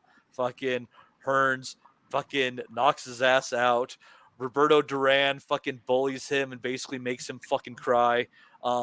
Like, I'm serious. Roberto Duran would fucking take him back to his fucking childhood and being fucking a hungry boy on the streets of Manila. He would have made him fucking weep. All right. And that's, but then you go down more into like below lightweight and shit like that. Where is he competing with the great featherweights and shit like that? And I'm like, man, fucking prime Manny, like the kind of guy who beat the shit at David Diaz. I know that was at 135, but the guy that beat the shit at it, I know it's like, what kind of a marker is David Diaz? But what he fucking did to him, his hands and his feet, the way he worked around him, it was one of the most stunning acts of coordination that I'd ever fucking seen in a boxing ring. You know, I struggle to think of many guys who fought at those lower weights who would have beat that version of Manny Pacquiao. But at welterweight, fucking bulk of them beat Manny Pacquiao. Fucking him and Floyd and Manny were basically a fucking 1A and a 1B in an era that was slightly weak. My opinion. Eamon Khan, what do you think? That week, honestly. He said don't bring him on. He's on a flight. That's the only way Oh, he that can listen. fucker. Oh, he's just listening? Oh, fine. Sit there on your flight. Join the mile high, a different kind of mile high club. Listen to the asylum. That is. But sorry, Matty, go ahead, dude. No, but no, go ahead. What are your thoughts on that? I went off a little bit on that one. I don't think.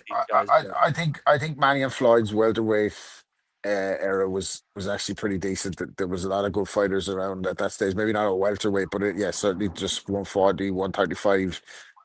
That era certainly compared to this era, the era that Crawford's had. And then when you're taking it back, even those 30 years, like I was looking at, it was the anniversary, I think, of Steve Cruz versus Barry McGuigan.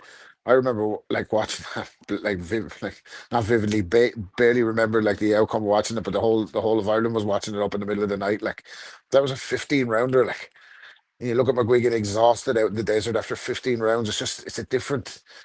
They were different. They were just different, like than what we have today. So it's very hard comparing eras. But I think Crawford's in the argument against any great at welterweight or at 135 or at 40 over the years. And that's where he proves his greatness. That's the only way you can measure these guys, because obviously the fights are 12 rounds these days and the talent pool is not as deep. It has to be said. It's not. And even if it was shallow enough, he didn't get all the PPC guys, the Danny Garcias and all those guys to firmly stamp his authority on welterweight. And he did it in a different way. He achieved greatness in a different way, moved up to 54, won a title, smashed up Errol Spence, moved up, beat Canelo in a super fight. But that's a retirement package for the two of them, wasn't it? Like, I don't know. And that's the tough thing. Like when you look at what's lacking on Crawford's resume and Floyd and Manny's, is between Floyd, Manny, and Crawford. If you take in the group of Kell Brook, Danny Garcia, Sean Porter, Errol Spence, and Keith Thurman, those guys only fought any of those guys twice in total. Pacquiao fought Thurman, and Crawford fought Spence. Those guys fought each other, but Floyd, Manny, and Crawford didn't really get a chance to fight him. With Crawford, it seemed more clear. With Porter, so three, because Crawford, that's right. He stopped fucking Sean Porter when someone said, hey, you might be down on the cards. Really? There's his mate, Bomac. But again, I mean, those guys fought each other, but at the end of the day, like, Floyd, when he got to welterweight, was a smidge between eras, right? Can we agree on that? Like, the young guys were a little young for him to fight him at that moment. And then the guys that were more of his generation were further past his prime, because, again, Floyd lived he's like Crawford. He lives a different life than these guys, and he preserved himself far better. Yeah, I'd agree with that. Well, let's Des, tell us. We might as well tell the listeners. Like, Des had a fucking surprise phone call this week from a very dangerous man. There's what happened. Oh, I don't. It was a very random. It was a very random thing that happened this week. I got a FaceTime from Bomac, and we talked a little bit about Terence, and I spoke to him about um, you banking the next one, and I just said to him, like, we're all really pleased for you and what you've achieved and how far you've come with such a great fighter like Terence Crawford. And you're a big part of that story. And he couldn't thank me enough. And I said, we're all huge admirers of yours on the asylum. And he said, I really appreciate that. Maybe one day he'll come on if all the dots can join. Maybe he'll come and talk to us. But he's a really humble guy. He loved the fact that we talk about him, and we love the fact that we all know who he is, and we think a lot of him. So he's really, really humbled by that. He was just a genuine guy. How you see him laughing, joking, bubbly, that's how he was on the time we spoke. And yeah, you like him, Rob. He's a cool guy. That's what I like. I like Crawford. I like his team. Like, I mean, I'm not saying like they're perfect people and no one make that argument, but they're like, for lack of a better word, they're like real motherfuckers. Like, and you get that. Like, there's not like any veneer over who they are and what they do and shit like that. They're fucking old school, and I like that. If I can come back to something you said about Manny, though, sure. I think that Manny that beat Hatton and that version of Manny that beat Cotto, I think he's in any conversation at any era of welterweight. I think that was a very dangerous fighter, and I think the way I always assess it with fighters is Manny on the roids was a dangerous motherfucker. Well, I mean, but if we're going to talk like that, we've got to cut out probably 70% of our heroes, haven't we? Because Yep. I've come to terms with that. I come from the 80s and the 90s. I see Frank Bruno a couple of weeks ago. He ain't Big Frank anymore. Do you know what I'm saying? Maybe these guys were ahead of the game in the 80s and the early 90s, and we've heard about James Toney, we've heard about Roy Jones, we've heard about Shane Mosley. I've read Mike Tyson's book. He was a taker. Like, I've read Nigel Benn's book. He was a taker of everything. I'm not saying PEDs, but they were takers. And me and Rob talk about this quite a lot. Back in the early 90s, the late 80s, when a World Cup come round, you saw players you'd only ever heard of. Like, you saw the brilliant Germans and the brilliant Dutch players and the brilliant Italians, but you never saw them. In the old days, in the late 80s, early 90s, if someone had a rap album, it was sacred. They'd give it to you and you borrowed it for a week and you played the arse off of it because you're not going to see it again. It was so unique. All you knew about these guys was what you read in a certain magazine that come out once a month. And if you ever saw a bit of Roy Jones, it's because someone had a videotape of them and you borrowed it. These guys, it wasn't in front of us. So what people were doing in top level elite sport in the mid to late 80s, early 90s, before the internet and the expansion of the world and the door, and we got the keys to the rest of the world, we don't quite know what they were doing.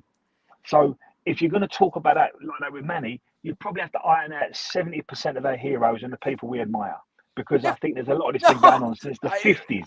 I think it's a lot of like it's one of the part of the interesting story of boxing is like, and it's not even necessarily like, as you said, just PEDs. It's all these different things together, like, the cocaine and the alcohol and fucking people smoking fucking weed back in the day, and Panama Lewis and his bottle that he mixed up. And Sweet Pea Whitaker getting nailed for cocaine possession, and on and on and on and on. And Matty, I've got friends of mine at the 76 Olympics, and they tell you what was going on. Like, what was going on? Like, it was in the village, in the Olympic village. These things were happening. Whether it was boxers shagging gymnasts or smoking marijuana, playing five-a-side football bare feet, then competing for a silver medal the next day. It was, you think, what that actually happened in an Olympic village? Yeah, it did. You talk about Alaminta.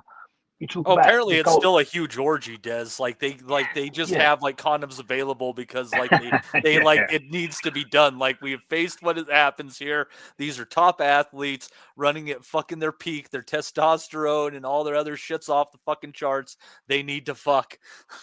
But there is probably countless Olympic silver medalists or bronze medalists that will tell you, in my Olympics, I got beaten by someone that was tested positive, or they never got tested, but I knew they was.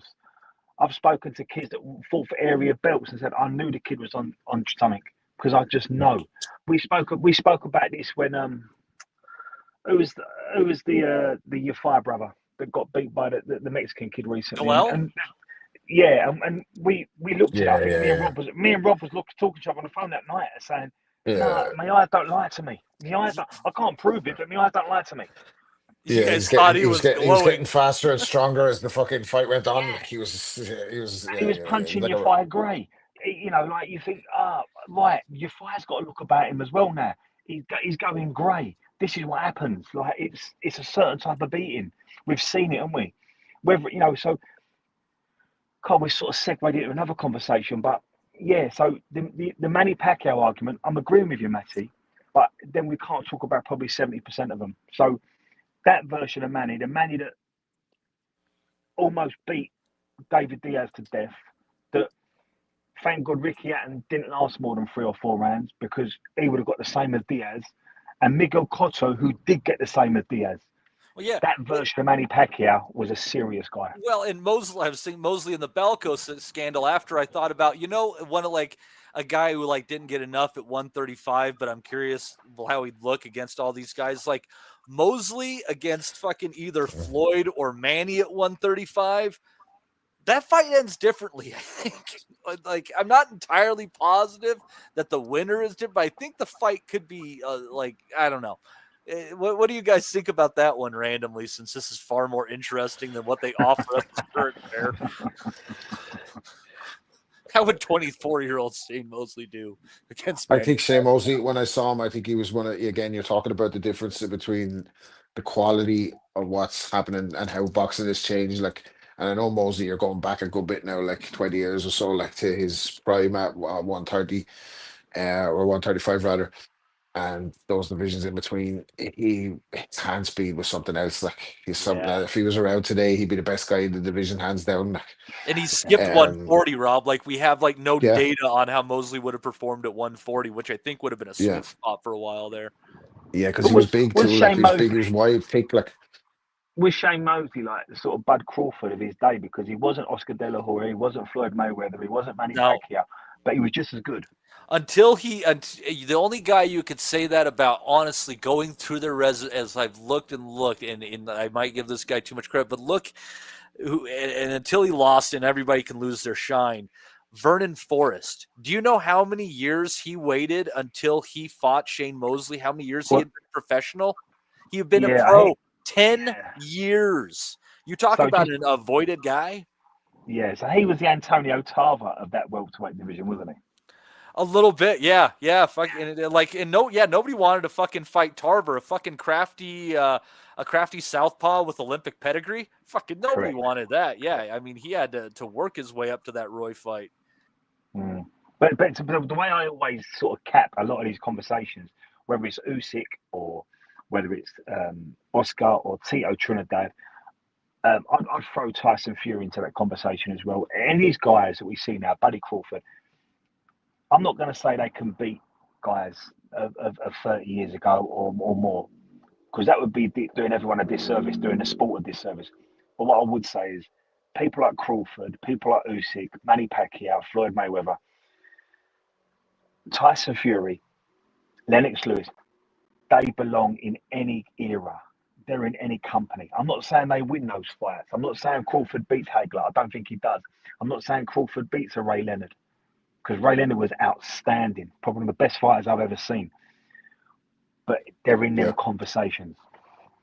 And that's the highest compliment you can pay him. You're in that I think, and that's the fairest way, I think, to assess it as well. Like, because people lose their mind on social media. Like, a lot of it is, engagement farming or whatever way you want, whatever these young people's terms are for drawing people into your stratosphere. Like, but some of the disrespect. I mean, and look, it's very rare that I give fucking Big Dan Raphael his props, but the way he went to bat for Roy Jones, he was like, "You fucking, some of you people are like have never either ever watched him or are just rewriting your own history." Like, you know what I mean? People were saying he was a bum because he got knocked out by Antonio Tarver. Like, fucking Antonio Tarver, like we just mentioned, like a fucking nightmare, especially a nightmare if you're after dropping fucking 25 pounds of muscle as well. Like, you come back and your legs are fucking shot to pieces. Like, fucking. Oh, I don't know, but anyway, I I think we're would say more they haven't watched fortunate that we lived through it. Like, I would sorry, say go they hadn't ahead, watched Justin. No, I would say they hadn't watched him fight, and they don't know. Yeah, They don't know fuck all about boxing because if you don't they just don't know. Sometimes people just like you said, they just know their little few months around on what boxing is, and they don't go back and fucking. They just don't fucking know. They can't name. Look, Justin, the one thing I'll say there, mate, is like I've seen so many hours of Muhammad Ali. I've seen so many hours. Yeah. I lived through the Floyd era. I'm a huge admirer of Ray Leonard. You name it. But I've got to tell you, no one has got a highlight reel like Roy Jones. What he did was superhuman. That guy was, I think, might be the purest boxer I've ever seen. Well, I'm not saying he beats everyone, athlete. just a I don't know that pure- boxer is the just- right word. Like purist, like athletically. I don't like that. I don't like that athlete. one, Matty. Yeah, a lot of the Americans, not fucking just throwing you in with all the Americans here, but a lot of the American writers when they recap Roy Jones, who was fucking heavily criticized, by the way, when he was active on both sides of the pond. Like he didn't get the credit he didn't get the credit he should have got when he was active, and he's not getting it now. I think because he came after so many superstars like a Tyson and Leonard and these guys that were carrying the sport, and he didn't have the only nemesis he had, he dealt with him easily, and that was Tony. Like the only They'll pair he always had, see the only real pair he had, like he destroyed him. Like, so it's fucking it's a hard one to I don't know. It's hard looking back, but I think he was much more than just athleticism. I think even like you look at the Virgil Hill knockout, like the placement of the body shot, Mhm. he had such a high IQ as well. Like well, he had everything. Like he had fucking everything. You name it, punch with both hands, movement, foot, speed, hand speed like we've never seen, and a knockout power to go with it. Like And British terrestrial TV turned off at that time as well from boxing, didn't it? Yeah. So we missed Roy Jones's career. Well, it's really. like you Unless said, he the was in Brits had the Oh, fucking super middleweight cartel. Like. Fucking after fucking Ben and McClellan, everything kind of fucking fell apart a little bit, right? Like people But even up to that, they didn't want the part of Roy Jones like or James Toney for any of the UK 68ers. Like they didn't want them. Like they could have made those fights, no doubt about it. Just gone to America. Well, that's would have been the easiest thing to do because Roy wasn't traveling after the Olympics. Here's the thing about like even if like he didn't fight blah blah blah blah blah blah. Is there anyone that like during his prime, which I would say everything like from the Ruiz fight backwards in his career, is there anyone that Roy didn't fight where you're like, man, I really wonder if so and so blah blah blah, like, or do you have any big questions in your head? Like some people like who are just big into European boxing, like, oh, he avoided Dariusz Miklajewski. Like, you think fucking Dariusz Miklajewski would have fucking beat Roy Jones? Well, Matt, you met Rob. I think the funny thing is that Rob said a name that a lot of people don't remember is he looked incredible versus Virgil Hill, Quicksilver. Virgil Hill was really fucking good. No, yeah. Wasn't he another guy with Olympic pedigree? Yes, and Virgil Hill was a big-time champion. He beat a lot of people, but the thing about it is you have to know boxing to know who that is, and that is a huge win on your resume because Virgil Hill was really good, and in his prime, he didn't beat an over-the-hill Virgil Hill. Those are like the names like you have to go back and say, oh, Crawford could beat this guy, or God, Roy Jones beat so many good fighters that a lot of people probably don't even know who they are. And you've got to look into them because Virgil Hill was one of my favorite fighters. Just go back and watch some of his highlights. I mean, these guys are just – you have to dig deep sometimes before you start making these stupid comments, honestly. You just have to look at some of these names and realize who these guys beat. Well, that's why I think it's important. Like, you have to ask the guys who have been around, and that's why I thought it was important to get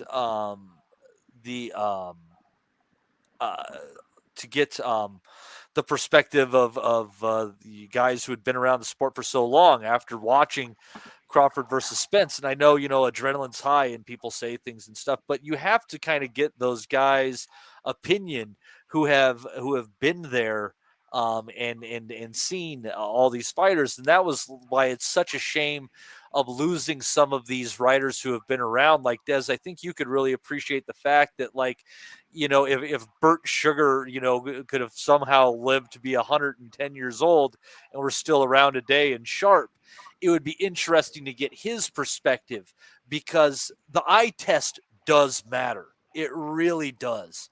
And that's why resumes are a little tough to figure out things through, because if you haven't sat down and seen them, and some of these older fighters, if you weren't there in person to see them when film could, you know, when film really couldn't capture their true speed and things of that nature, you know, you really don't have much of a compare. And that's why it's so great to see these guys who might have judged a fight with Ray Leonard in it or Marvin Hagler, who are now talking about Terrence Crawford. And we're going to lose this sort of institutional memory. And that's a concern. And that it's a real shame.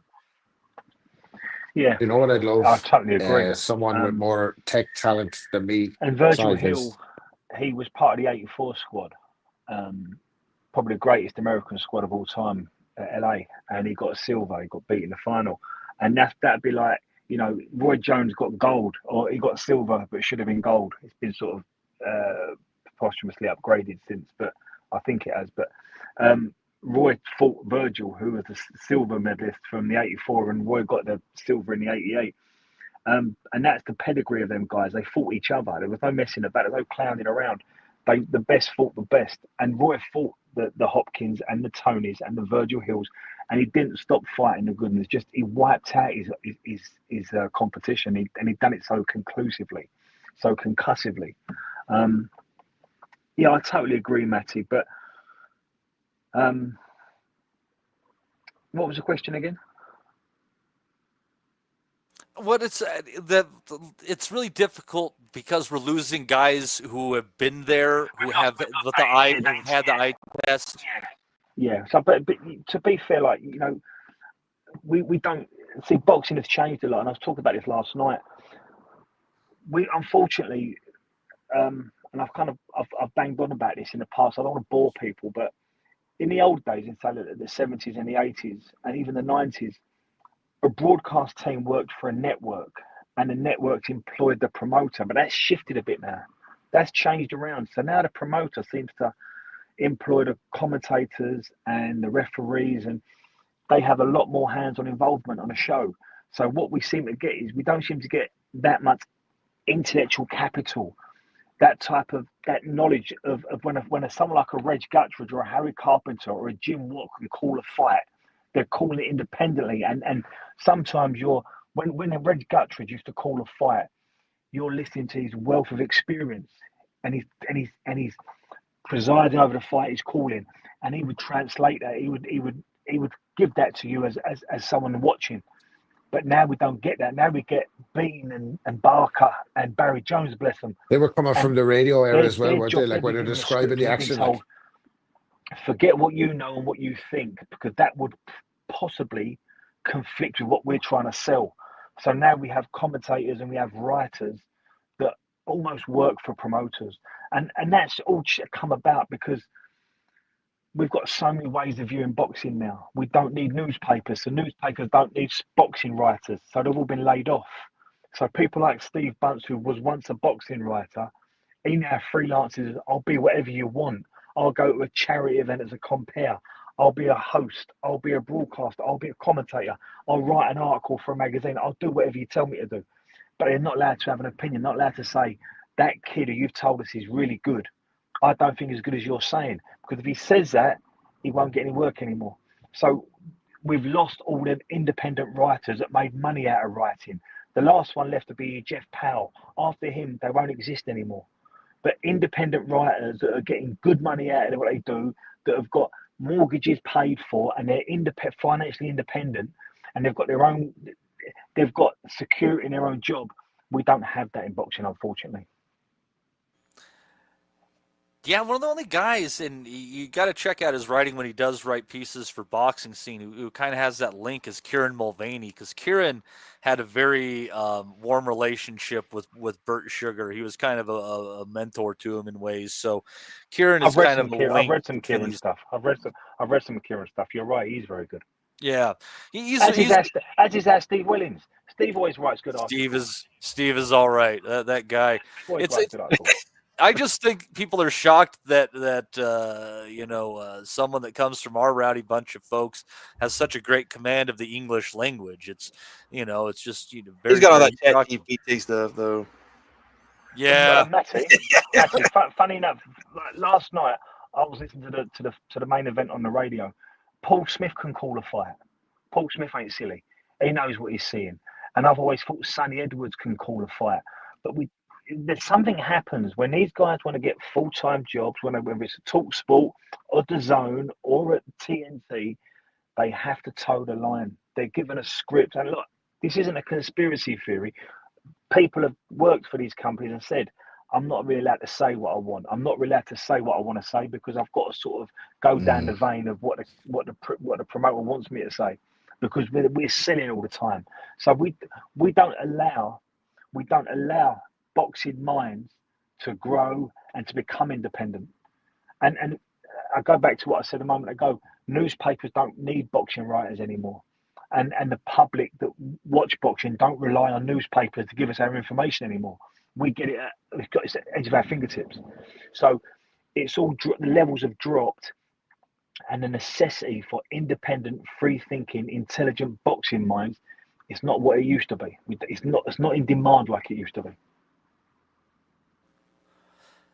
Yeah, everything is just so spread out digitally now. Like there are great writers here and there, but they're spread out, and there's so many paywalls and things of that nature. Yeah, don't necessarily. Des made a good point. Can you hear me there? I know. Of course. Yeah, sorry. Des made a good point there on the Reg Guttridges and the Harry Carpenters, but I think when they were calling fights, they were calling them in the tradition maybe of the 50s broadcasters, where they're calling the fights for a radio audience, like where they're describing the action. There's not a lot of that description of the action or what's going on. Malinagi's brilliant at it, like, isn't he? Malinagi's probably the best thing he does in calling the fight. He's very good. As it goes on, giving a breakdown as to what's going on with both guys. There's very little of that, as you said. A lot of them seem to be towing the company line, and it became more obvious. So especially that's another thing that we're talking about, what's changed in boxing over the last 10 years, especially since HBO went out of it. Whether like Larry or love him, Larry Merchant was going to tell you what he thought. You know what I mean? He didn't seem to have an agenda. But Kellerman will tell you what he thinks from his point of view. Couple of gin martinis in, and fucking he's ready to let it rip. Lampley would tell you what he's thinking, but fucking, the ESPN guy, the Netflix, they're painful with the agendas. Like the Zone again, like guys coming off the script.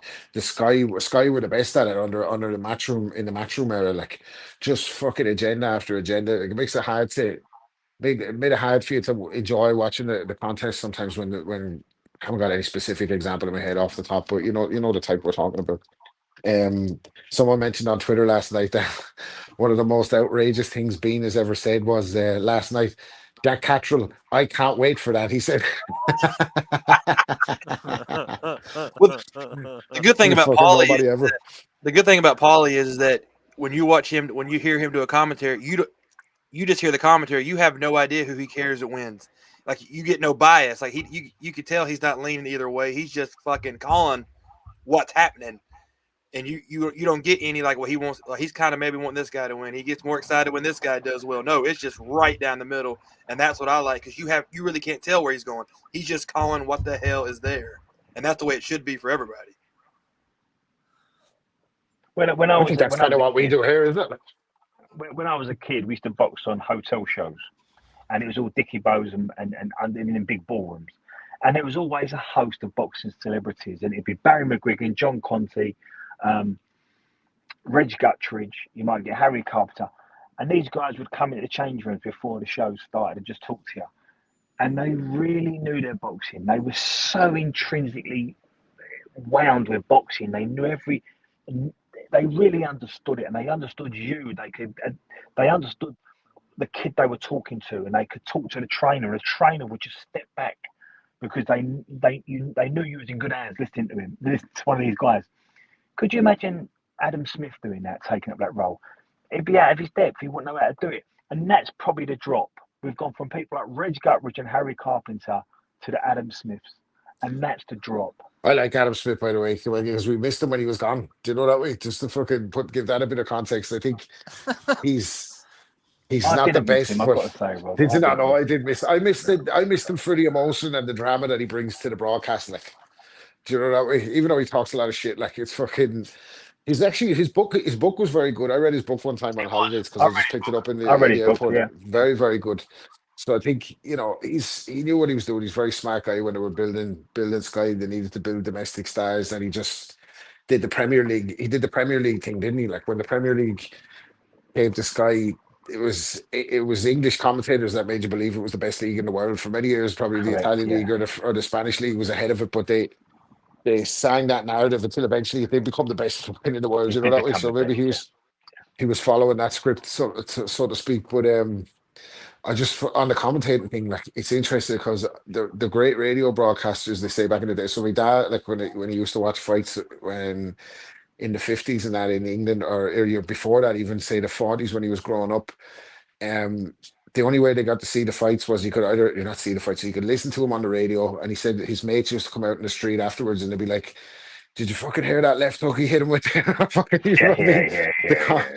the commentary was so good they felt like they'd seen the fights, and the other way to watch it was in the cinema. Um, so I was just offline there when you were chatting about like old footage and stuff where you can't get the clear image of how good these guys were. But wouldn't it be cool if, as much as I hate the impending fucking totalitarian world government that's going to be ushered in by the advancements of AI, wouldn't it be nice if they used the powers for some good and just restored some fights from the 50s so we could watch them on the asylum? Like, Yeah, it'd be fucking, lovely. wouldn't it? So you can actually see them with today's quality. So surely someone's going to take that upon themselves to do. Like, go on AI upscale some of those fights so we can really watch them. Like,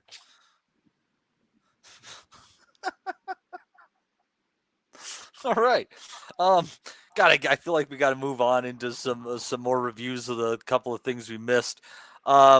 Joshua Pagan against Malik Montgomery was a fun fight from a couple of nights ago on a DAZN card from Puerto Rico, with Pagan picking up a TKO after just blooding the absolute hell out of Montgomery.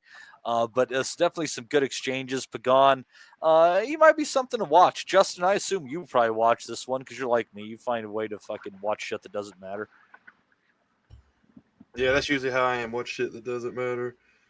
Yeah, I watched it. I didn't watch the undercard. I didn't have time for all that. I watched Same. This is the only thing I caught too. So go ahead. It was a good fight. Bloodbath. Both guys had cuts. Like Pagan had something on his head, it looked like, and then Montgomery. They were trying to stop that Montgomery fight for like a few rounds, and then they finally, yeah. So it was a good fight.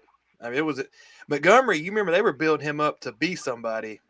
And now this is like 2 in a row. So I think we might not see him for a while because they were. I wouldn't say they were thinking he was going to be a champion, but they were building him up, and then now this is 2 in a row. I think he might be done because he tries to fight with his head, and then that's what they got cut. And I think we might see the end of him. And also, we got to get to Danny Garcia. Hopefully, that's the only reason I come on this Sunday. That whole card was just incredible, from top to bottom. That's probably the best fight card of the year. Didn't it end at probably like 2:00 in the fucking morning, give or take? I watched the replay that we have some guy named Steve that does a lot of good job for us posting stuff. So I enjoyed that. But yeah, that was a long. I think it was a 5-hour long card. Was how long the timestamp was. It was 5 hours. Every fight, it was just a long ass card. I skipped through some of that crap I didn't want to watch, but yeah, we can get to that too. Yeah, the only thing I saw from that card was Danny Garcia fucking absolutely flooring Gonzalez, and he broke his jaw in the first round apparently, hit him so hard with that knockout shot he fucking broke his goddamn ankle. Oh, I mean the fight sucked and the whole card sucked, but Danny Garcia, that was a really pretty shot. That was that was a pretty little shot he hit him with. So that was a great hook. And I think the big Polish guy, maybe that Marcin would know more about him. He made Joey Daweko. He stopped old fat Joey Daweko, and I don't remember the rest of it. Poor fat Joey. That fat Joey got stopped by. It was funny. Daweko's what, 5'10"? This guy's like 6'8". And so it really wasn't I saw that card as well. There wasn't a sinner in the Barclays. A lot of people I know were at that fight and they were posting clips on Insta, and it was like one of those British shows where they don't show all the seats and that. Like, it's like the Barclays was apparently the crowd was made up of ticket sellers from Brooklyn, like they were on the undercard. And the Veko got the shit beaten out of him, didn't he? Fucking hell.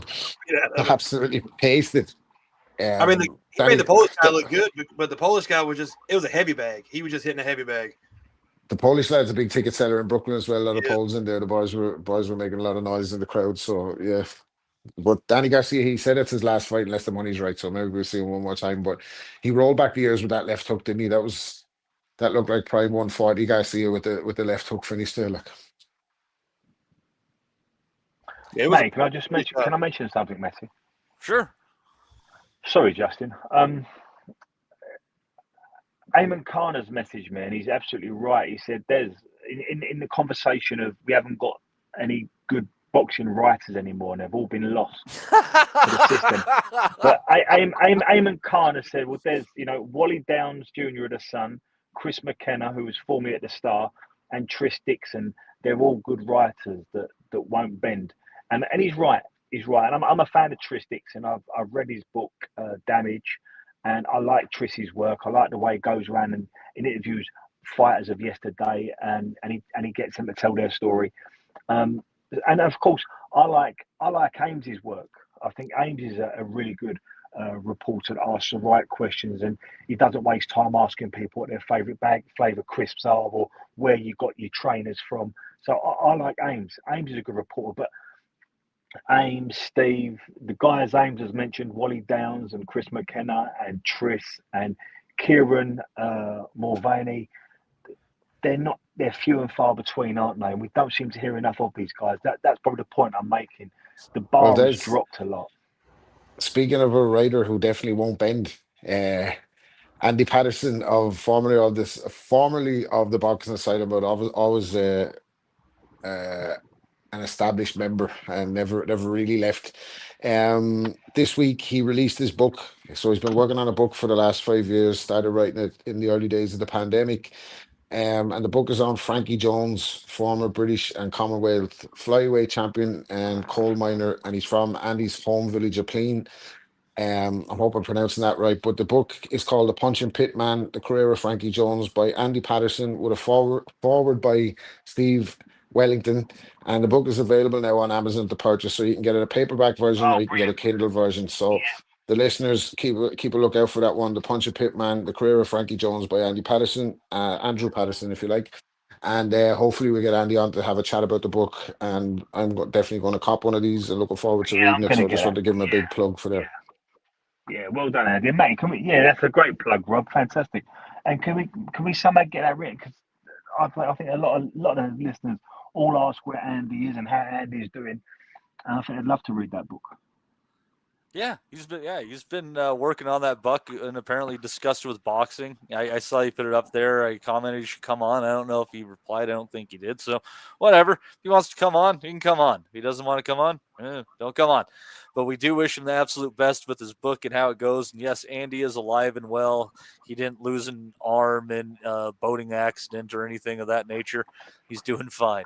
But anyhow, so yeah, we had that wonderful freaking fight that happened. Justin obviously didn't watch the chick fights on this one. There was a MVP card in South Padre Island, Texas, which is basically it's getting kind of close to the Mexican border over there. It was a headlined by a women's title fight. Lourdes Suarez taking a majority decision over Yesenia Neri Plata. I just watched that today, and I kind of thought that Neri Plata did enough on that one. I don't know quite what to say. Omar Juarez beat Omar Rosario in a 140-pound fight. It was all right at times. Rosario got a point taken away for holding. I thought Juarez probably did the better work all in all. There was a good little stoppage there with Desley Robinson stopping Logan Haller. And those names don't allow you to know the gender of these people. They are women. And this was also a title fight actually for the IBF and the WPO women's middleweight title, future quote victim possibly. But Desley Robinson just smoked Logan Haller. God bless her. Sharetta Metcalf showing Crystal Rosado that she's moving a little bit too fast in her career, beating her by unanimous decision. Just kind of watched that one over my shoulder, and I thought that fight might have been a bit early for her. I was correct. But Justin, the story of this card, and I just had a chance to watch this one on my phone, is it's all 3 minutes long except for the little stoppages with the ref in there. And Lawrence Cole and his actions are its own story. But we had Sebastian Juarez and DeMarcus Layton on this card just going to war for a round with Layton scoring at least one knockdown of Juarez. Probably should have gotten a couple more as Juarez kept going to the fucking ground. Only for Juarez to come back and deck Layton 3 times before the sound of the bell. It was a wild ass round. I can't see a way this isn't round of the year, even despite Lawrence Cole and his dipshittery that always finds its way to seep into fights. What did you think of this one? I figure you at least caught this fight from the card a little while back. Yeah, I caught all the women's fight. That's the first thing I wanted to do when I got up this morning, was make sure I could catch every single one of them. Definitely that was definitely the best.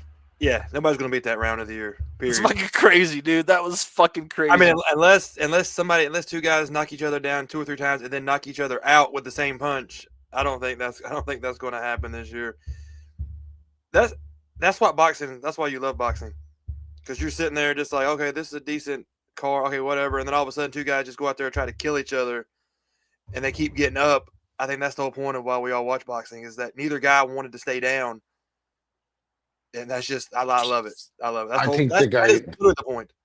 The guy that got dropped first has a big case to feel hard done by, like, because he does. The ref did everything possible to keep the guy in the fight, other than maybe like fucking tell him to spit his gum shield out. Like, he fucking gave him every chance, and then fucking obviously he had a chance to recover and come back into it. But you could have been no arguments if you'd have stopped it then. Like, you know, it's one of those, stop it, Frank. You can stop it any time. One of those, like, but glad he didn't, obviously, and he gets it. It turned out the drama that it did, but he's got a fucking real legitimate case to be pissed off there. Like, is that the reason why I think people are so upset about the Howard Foster stoppage? Because you see a referee like that just shit kicked out of him, and he doesn't really stop it. I think that's where people kind of like, where's the line? Like, you know, like that's where like 2 opposite ends of the line, them Howard Foster and what's his name? Did you say, Maddie? What's the ref's name there? Lawrence Cole, dude. You Lawrence remember he's the Texas ref? He's been in some bad ones. You remember that first Juan Diaz Paulie Malignaggi fight? That was one of the. That was Lawrence Cole is still refereeing. Isn't his dad in charge of the Texas his Commission? Dad, yep. It's his boss. Yeah. Good old fashioned nepotism. You can't beat it. That's such a need. You need that in boxing. It's the United States, Rob. There's only 2 things that'll get you ahead in this country. One is nepotism. The other one is having money and getting enough dirt on you to advance you so that you advance somebody else's agenda because they have blackmail on you and they know that you'll just bend to their whim. If I was bad as Lawrence Cole, my dad would told me to fuck off. Anyhow. He told me to fuck off. Anyhow, back to Lawrence Cole. And nepotism, and we'll get off of this island, so to speak, of different fucking discussion. But anyways, yeah, that fight was fucking crazy. So anyone who wants to watch that, I mean, it was like 3 minutes of absolute obliteration. The full thing is on YouTube. Sebastian Juarez, DeMarcus Layton. That's going to probably be your round of the year. I mean, there's been some good ones, but fuck me. It's just a matter of just sometimes things are, you add in like the madness factor of it all. And this one absolutely had it all. So go ahead. You can even just catch that on YouTube. As I said, don't even have to go through the whole issue of DAZN. Blah, blah, blah, blah, blah. Apparently, Kameda upset Casemiro.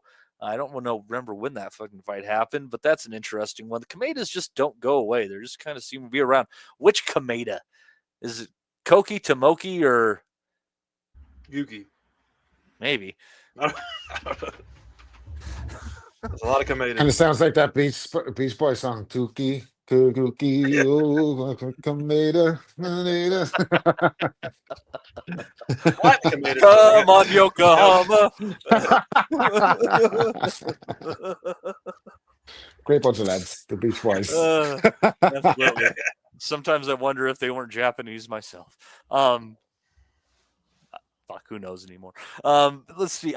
Is there anything I'm missing, Justin? I'm trying to think. There's got to be some stuff that I watched and I forgot about. I definitely you forgot. watched.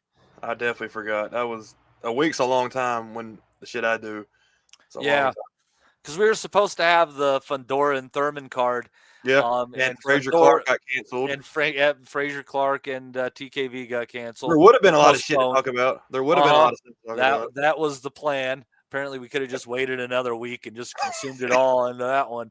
But the good news is, at least because of the quote unquote injury to Fundora's hand, is that's going to now be a co-feature for the Pacquiao fight in January. Well, I like how Thurman. I like Thurman's comeback though about the hand. He was like how he come back with a hand injury, and he was basically just calling Fundora a pussy.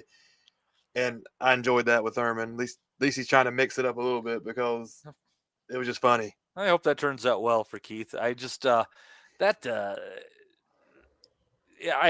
that honestly, if I had a chance to bet on it and there was access to the numbers and shit, I just personally think that event was tanking. Yeah. And they realized that they gotta pile up an event and stack it a little bit more to move the seats that they need. Boxing's had a lot of fake injuries over the years because shit sucked and they had to just move on. Yeah, and they just one of those things you just got to fucking suck it up. I will say this though, people should actually maybe want to put a little money on Thurman, because is there anybody on here that would be shocked if Keith Thurman beat Fundora? I wouldn't be shocked if he beat him. Because Fundora's there. He's there to be beat every time he fights. And Keith has a good left hook, and Exactly. that's the key to it all. Is Fundora, when he fucks up, he reaches, gets his chin out in front of him, and his chin is just straight up in the fucking air. And it allowed a guy like Brian Mendoza, who is nothing ultimately more than like a high level gatekeeper, low level contender type, to fucking blast him. You know. These guys who are lanky as shit, they're typically all chinny as a motherfucker. And Keith only needs one time. Fucking A. That's Brock Jarvis, you bitch. Anyhow. He needs he needs any time now. It's fucked up to make a guy have to get through goddamn Thanksgiving without eating and shit like that too. But then again, Keith always eats I think he eats vegan shit and stuff like that, so it doesn't fucking matter. Can you imagine? God, can you imagine how much Thanksgiving would suck if you're a vegan? Fucking terrible over here. My God, my stepmom makes 3 fucking turkeys. Fuck yeah, 3, and we only have 10 people coming. Well, you gotta have your deep fried turkey. You gotta have your smoked turkey. We had your oven turkey. My cousin had a bad accident with the deep fried, almost blew his fucking house up. Yeah, you basically need to use a cherry picker to drop your fucking turkey. Well, also the big key is do not cook the frozen. Do not cook it frozen. You must thaw. Explode. Yes. It explodes like a bomb. Yes. There's a lot of great YouTube videos that look for fried turkey fails on YouTube if you want to see videos of Americans burning their house down. But let's see here. So at some point today, Pedro Tadurin is supposed to take on Christian Balloonin. Melvin Jerusalem is going to fight on Wednesday against Siakola Kuse. I bet I got that one right actually this time. Yay for me. And on Thursday, apparently Top Rank has entered a deal with Tubi and a few other outlets to stream it on their Top Rank Classics channel. So you're going to get to go to Canada and check out Mary Spencer defending her 154-pound title against Michaela Mayer, whose butt is moving up one more weight class. God bless it. And it'll be interesting to see how that one goes. Wilkins Matthew against Shaquille Pin on there. Artur Beer-Slanoff against Sergey Lipinets. And Mehmet Unal against Ralphs Vilkans. I know some of those fighters. Justin, any thoughts on that particular card there? I know the main event doesn't intrigue you, but you do watch the Canadian undercard, so you should. Mehmet Unal, that's the German guy, right? I think he's German. Maybe I think he might be one of those Kurdish people who immigrated to Canada. You're telling me that you've got to download Tubi, then you've got to go find Top Rank Classics, then you've got to go find the fight. You could probably just fucking search boxing. I don't think it's that goddamn hard. It seems hard to me. That's too much if I'm a Michaela Mayer fight. I wouldn't even. unless they turned it on for me. Yeah, but you don't have a fucking life. You know as well as I do that I'll you're watch going it. No, to I find will. it. Yes, Yes, I will watch it. And then you'll turn it off before the main event, and it'll just be what it is. I've learned to accept this. I will definitely watch it. I don't really have that much interest, but you know me, we're sick. I'll watch it. Just because the fact I like the Canadian shit. Usually it's pretty exciting. I mean, usually they're well matched at least. Sometimes let's take a little bit deeper look at this. Lipinets, let's see here. He is 2, 3, and 1 in his last 6. Let's see. Is that Sergey Lipinets? You said? Yeah. I can't believe he's still going. We saw him lose by a stoppage to Adam Azim in February of this year. That's right. I can't believe he got the shit kicked out of him by Adam Azim. Yeah. Beat the hell out of him. I can't believe he's still going. He definitely is a guy that somebody needs to say we need to hang this up because he's getting below gatekeeper level now. Yeah, before that he beat Robbie Davies Jr. on a fucking Pro Box card. That's right. Yeah, he's starting. It's the point of they got to tell him that you need to give it up. Yeah, I think Birslanov will probably knock him out. Yeah, he's still sitting at undefeated, and he can bang. He can absolutely bang. Yeah, so that one. Canada definitely loves bringing these Eastern European, Russian block guys over here and then start calling them Canadian. Yeah, why not? What the fuck are you gonna do? They definitely enjoy it. They've cornered that market. So let's see here, Shaquille Finn. Let's see here. Where do I remember that name from, Justin? Because Wilkins Matthew is kind of an interesting Shaquille Finn, he stepped up to fight somebody on a. He got the draw against Bazinian coming out of fucking nowhere. Yeah, that's right. He stepped up on some card out of nowhere. Doesn't have a lot of power. He's just one of those athletic dudes that just. So he has three losses in his career. He lost the second fight of his career. Then he lost to an undefeated fighter in 2017, had a draw in 18. He lost to an undefeated fighter in 2019. Then he took 3 years off, basically, and he has come back and he hasn't lost since then. He had the draw against Bazinian.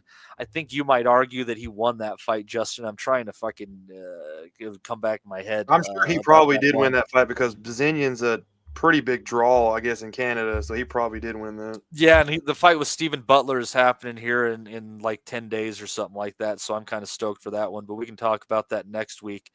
So I mean, yeah, Matthew he's sitting on, so this is a good test for him, and I wouldn't write Finn off entirely because Matthew, I mean, he's 20 years old. And I mean, that's a lot.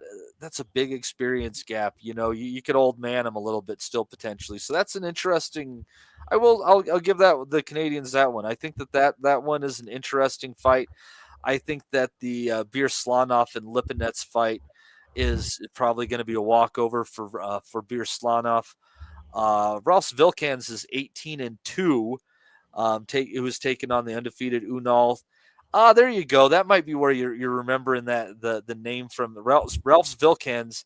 He fought Yard to a points loss. Yeah, that's the guy. Last year, he was down early in the first round. It was just a referee only. He picked up a couple rounds. He lost to Jacob Bank, who is undefeated and is going to be fighting William Skull. In January, I think. So that's interesting. The losses on his career. I'll tell you what. You said they're pretty good at matching them. I think that this is a pretty damn decent card as far as the matchmaking goes. I don't want to talk the main event much, but man, they really gave Mayer some random ass woman to fight, didn't they?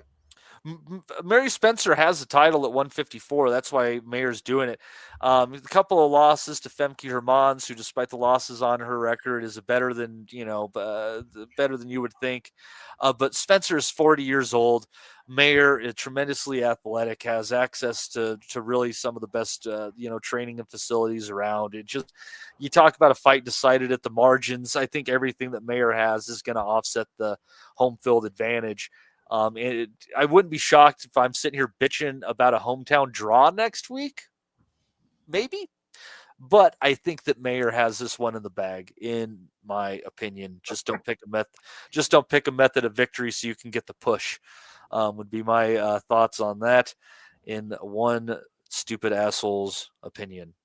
Me. I am the stupid asshole. That's true. Yep, it's true. Let's see here.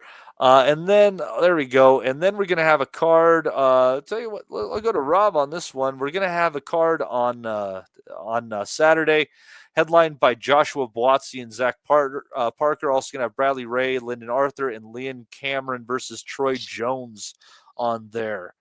What are you thinking there, Mr. Kelly? Yeah, decent Saturday night. I think probably could do with it one or two more fights on the card to make it more palatable. Liam Cameron, he's getting another chance. I didn't fancy him to beat Whitaker the second time. I thought Whitaker would get to him and stop him, and he did. Fought very well in the first fight. Thought like a big performance. Even if he didn't get the win in the second Whitaker fight, would have done his stock. A lot of good, but it didn't turn out that way. So he's getting another chance. He's back active. He's definitely an exciting guy. He comes to put the pressure on, comes to fight. So I don't know much about his opponent, but he's good. He's good to watch, Cameron. He's good to watch. He's good TV. Like, so he'll come to fight. That should be good.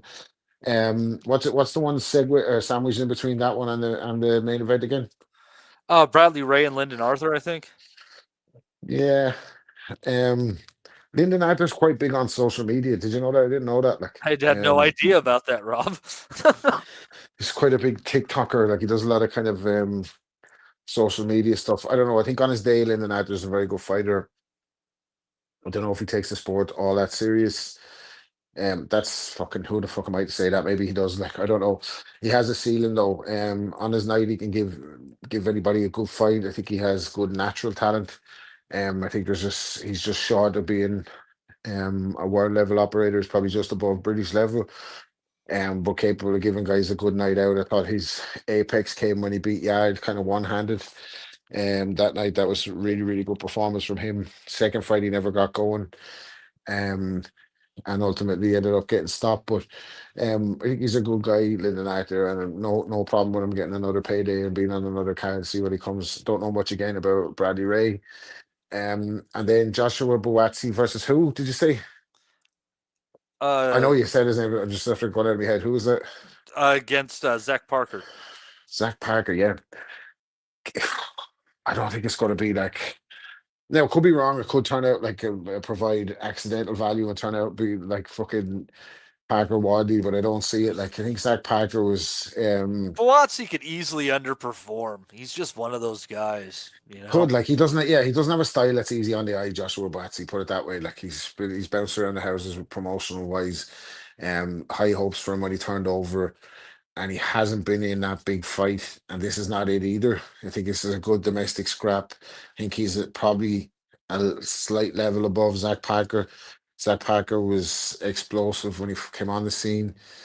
Fell short against Ryder. I think he was injured in that fight as well, wasn't he? I don't know, man. I don't know. I think Boazzi will probably clinch his way to a 12-round decision. Don't see it take it. I don't see this fight catch a fire. I think it's going to be predictable. Boazzi points win, but I could be wrong, and I'm open to other theories on it. I think that's perfectly reasonable. It's not whetting the appetite really. Like, you know, that way we're dressing up a bit. Like, it's a Saturday night card. You'd probably expect a headliner on top of that, really. By standards, not by, like, wouldn't you? Yeah, and I mean, there was some decent domestic fare on there. Let's see. Hold on, go back to there real quick. I looked up. There's a fight here between a Billy Dennis and Iwaritsi Ezra Arenyika, who you might remember losing to Ben Whitaker, but going the distance with him. Undefeated guy against a one-loss guy. Not a terrible card. All in all, a good Saturday night UK card, isn't it? Like, at least it's not on pay-per-view. Fucking hell! Fuck yeah, we'll have a break for the pay-per-view for 1 week. Like, yeah, at least they could. I don't even think the most brass naked of promoters would be able to dress that one up as a pay-per-view. No, Andy, to be honest, like, do you know what I mean? I don't even see fucking Ben Slam trying that one. Like, that's fucking. Yeah, that's not a pay-per-view. Like, but there's some people will pay for anything, you know that way. Some people Like some of will. my mates last night were texting me saying, "How do I buy this fucking thing on the zone?" You shouldn't have told them and saved them. I said to him, "Listen, whatever you do, make sure to unsubscribe immediately because the fuckers are after catching me on about 2 or 3 different email addresses on different nights I was away in hotels and I didn't have Fire Stick or anything like that. Not that I would use the Fire Stick, but just as an example." And I ended up like fucking, I think they caught me for Bivol Batarbiev 1 or 2. Checked me bank, and like 6 months later, the zone's still coming out. I haven't watched the fucking thing in 6 months. Like, they can't stop, won't stop. Like, and apparently their numbers are fucking terrible. Like, they're in the 0.01% of subscription-based streaming services in the US. I think YouTube beats out Really? everyone. Netflix the second, Tubi is there, Paramount is there, and then they don't even make up a number on their own. They're in a percentage of other that's in like the bottom 5%. Like, so how the fuck they're still going? Who knows? Like, but Well, long that's may it continue. That's the what I say, issue Matty. about it. Like, it's if you're like, and I wish that like there was someone from DAZN that maybe would like listens to us randomly and they would just think about this for a second. Is if you are going to put forth a product that is so centered around UK fighters, okay, don't expect to be able to charge pay-per-view prices to American consumers. It's that simple. You can't charge people $30 a month, $20 a month. You got to drop that down. Like, you have to just, like, you're trying to ultimately say, I want to get as many people in this the narrowing niche market to buy my product because we're the place to go. What is the most money I can extract from this fucking market? And I'm here to tell you, $20 a month plus the $60 fucking pay-per-view to watch British, fighters in ultimately a bunch of domestic clashes before a good heavyweight fight. You're going to come up short. That's a terrible idea. Terrible. Here's one for you, and I know we're getting late in the day now for these crazy thoughts, but maybe the zone is the right business model at the wrong time. Because what's the main thing that's making it fail? It's the lack of depth in the talent pool, like, isn't it? If you could have fucking the top guys fighting each other and better guys fighting each other, making big fights, people wouldn't give a shit about paying for them because they'd be seeing like the best fights all the time. Like, but it's just because it's boxing's in the fucking dregs at the moment. Like, it's in the doldrums, as you'd say. That they don't have enough talent pools to sustain these pay-per-views. Like, so to try and get their bread back, like you're making the likes of this fight last night a pay-per-view, which again provided value. Like, if you paid for that, you'd have no problem paying for it. Like, it was a humdinger of a fight, a classic, a UK classic or whatever. But I don't know. Like, I think it's a good model, but it just doesn't work in this era. Like, no, and I think that's why they're doing the Dana White turkey thing, trying to like do with the Zulfa belt or Zuffa or whatever the fuck Muffa. The Zuffa zombies. Yeah, Shout out to Bloodstained Lane. And they're trying to like work through this potential talent pool and provide a few good fights along the way and stuff like that. But that sounds to me more like some grand process of elimination and not like good matchmaking. And that's what makes boxing great. Like I would love to talk to like the Kevin Rooneys of the world. I would love to talk to guys who know how to make a good matchmakers, because that's what makes the sport. It's not the idea of, oh shit, let's just throw all these people into a tournament and see where the chips may fall. I mean, it's you throw 100 monkeys in a room with typewriters, eventually come out with Shakespeare. I get it, but the person who has the eye, who says, this guy might be a little bit weak and I want to test our investment. This dude who is 15-4 over here, that record, it's deceptive. I've seen this guy fight a few times. I'm going to throw them in there. You know, it's having that eye, having been around the block, sat at these events, taken the time to do it. And that art is dying, I think, if you want to talk about things that are eroding this sport. Like, good matchmaking is an incredible art. And unfortunately, I think that this product, they have bought up so much of the talent and they don't know what to fucking do with it. And that's on their own stupid ass fault at this point in time. Let's see here. What do we got? We need to go check the other ones. Boxing schedule back again. Oh yeah, here we go. And we're gonna have let's see here, this fight on Saturday here.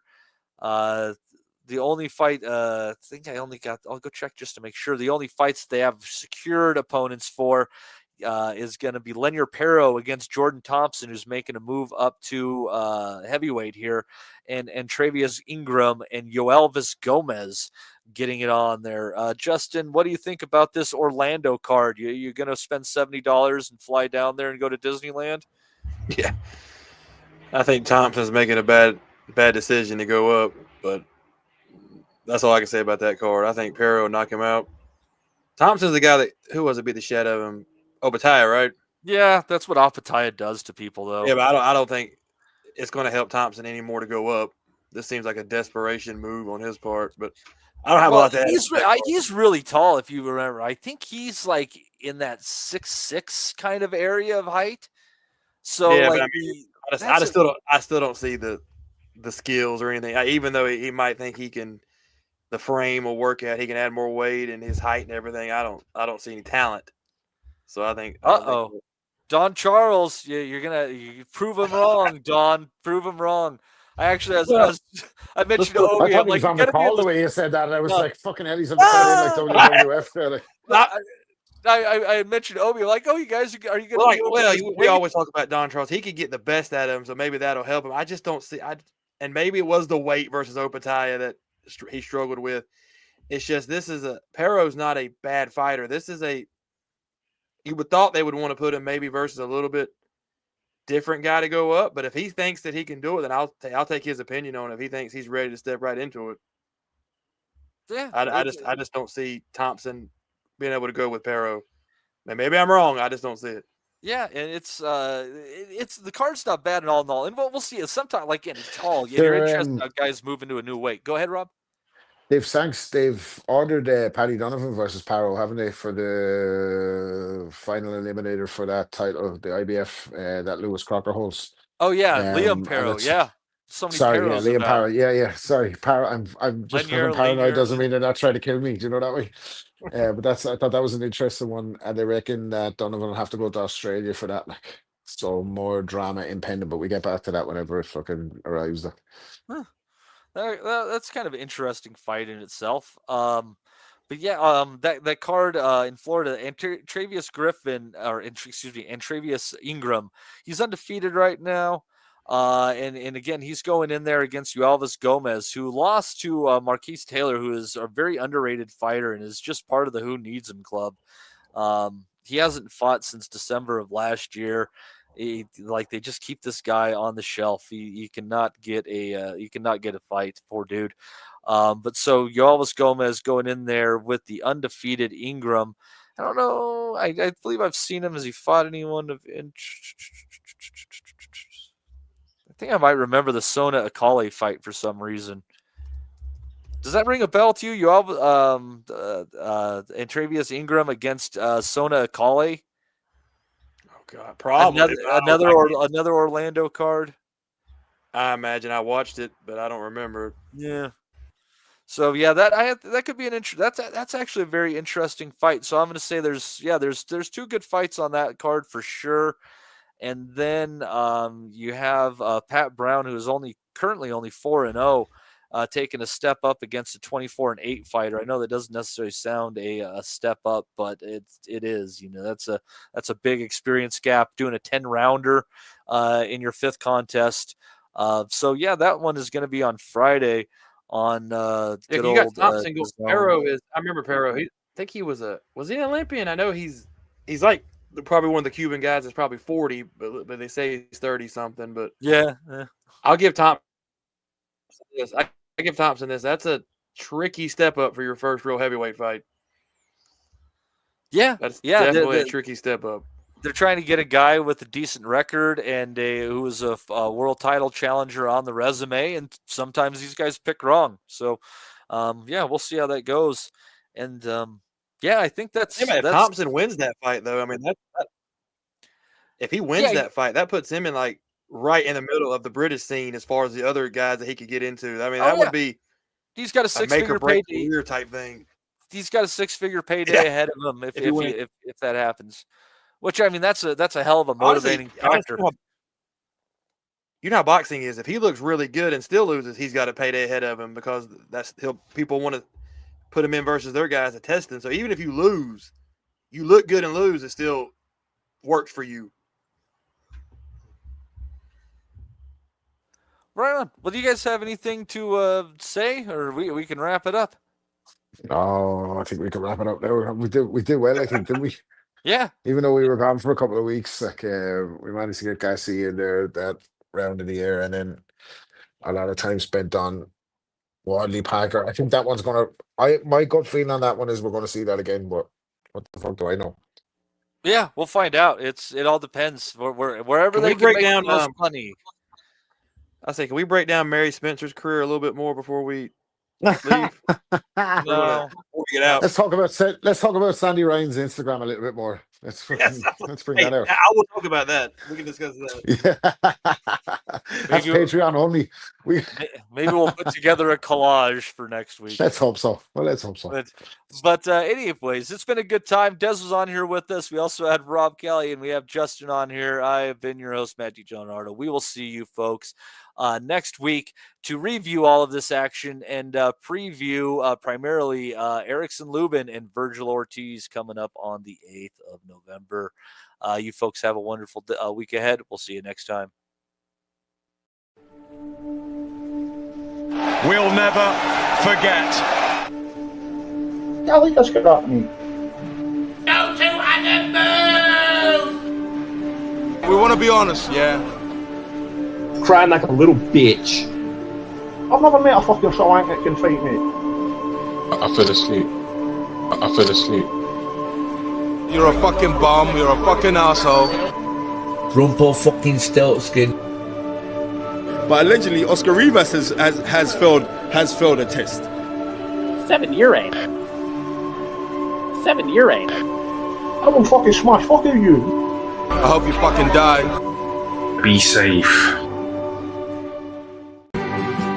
I love boxing sounds. As simple as that.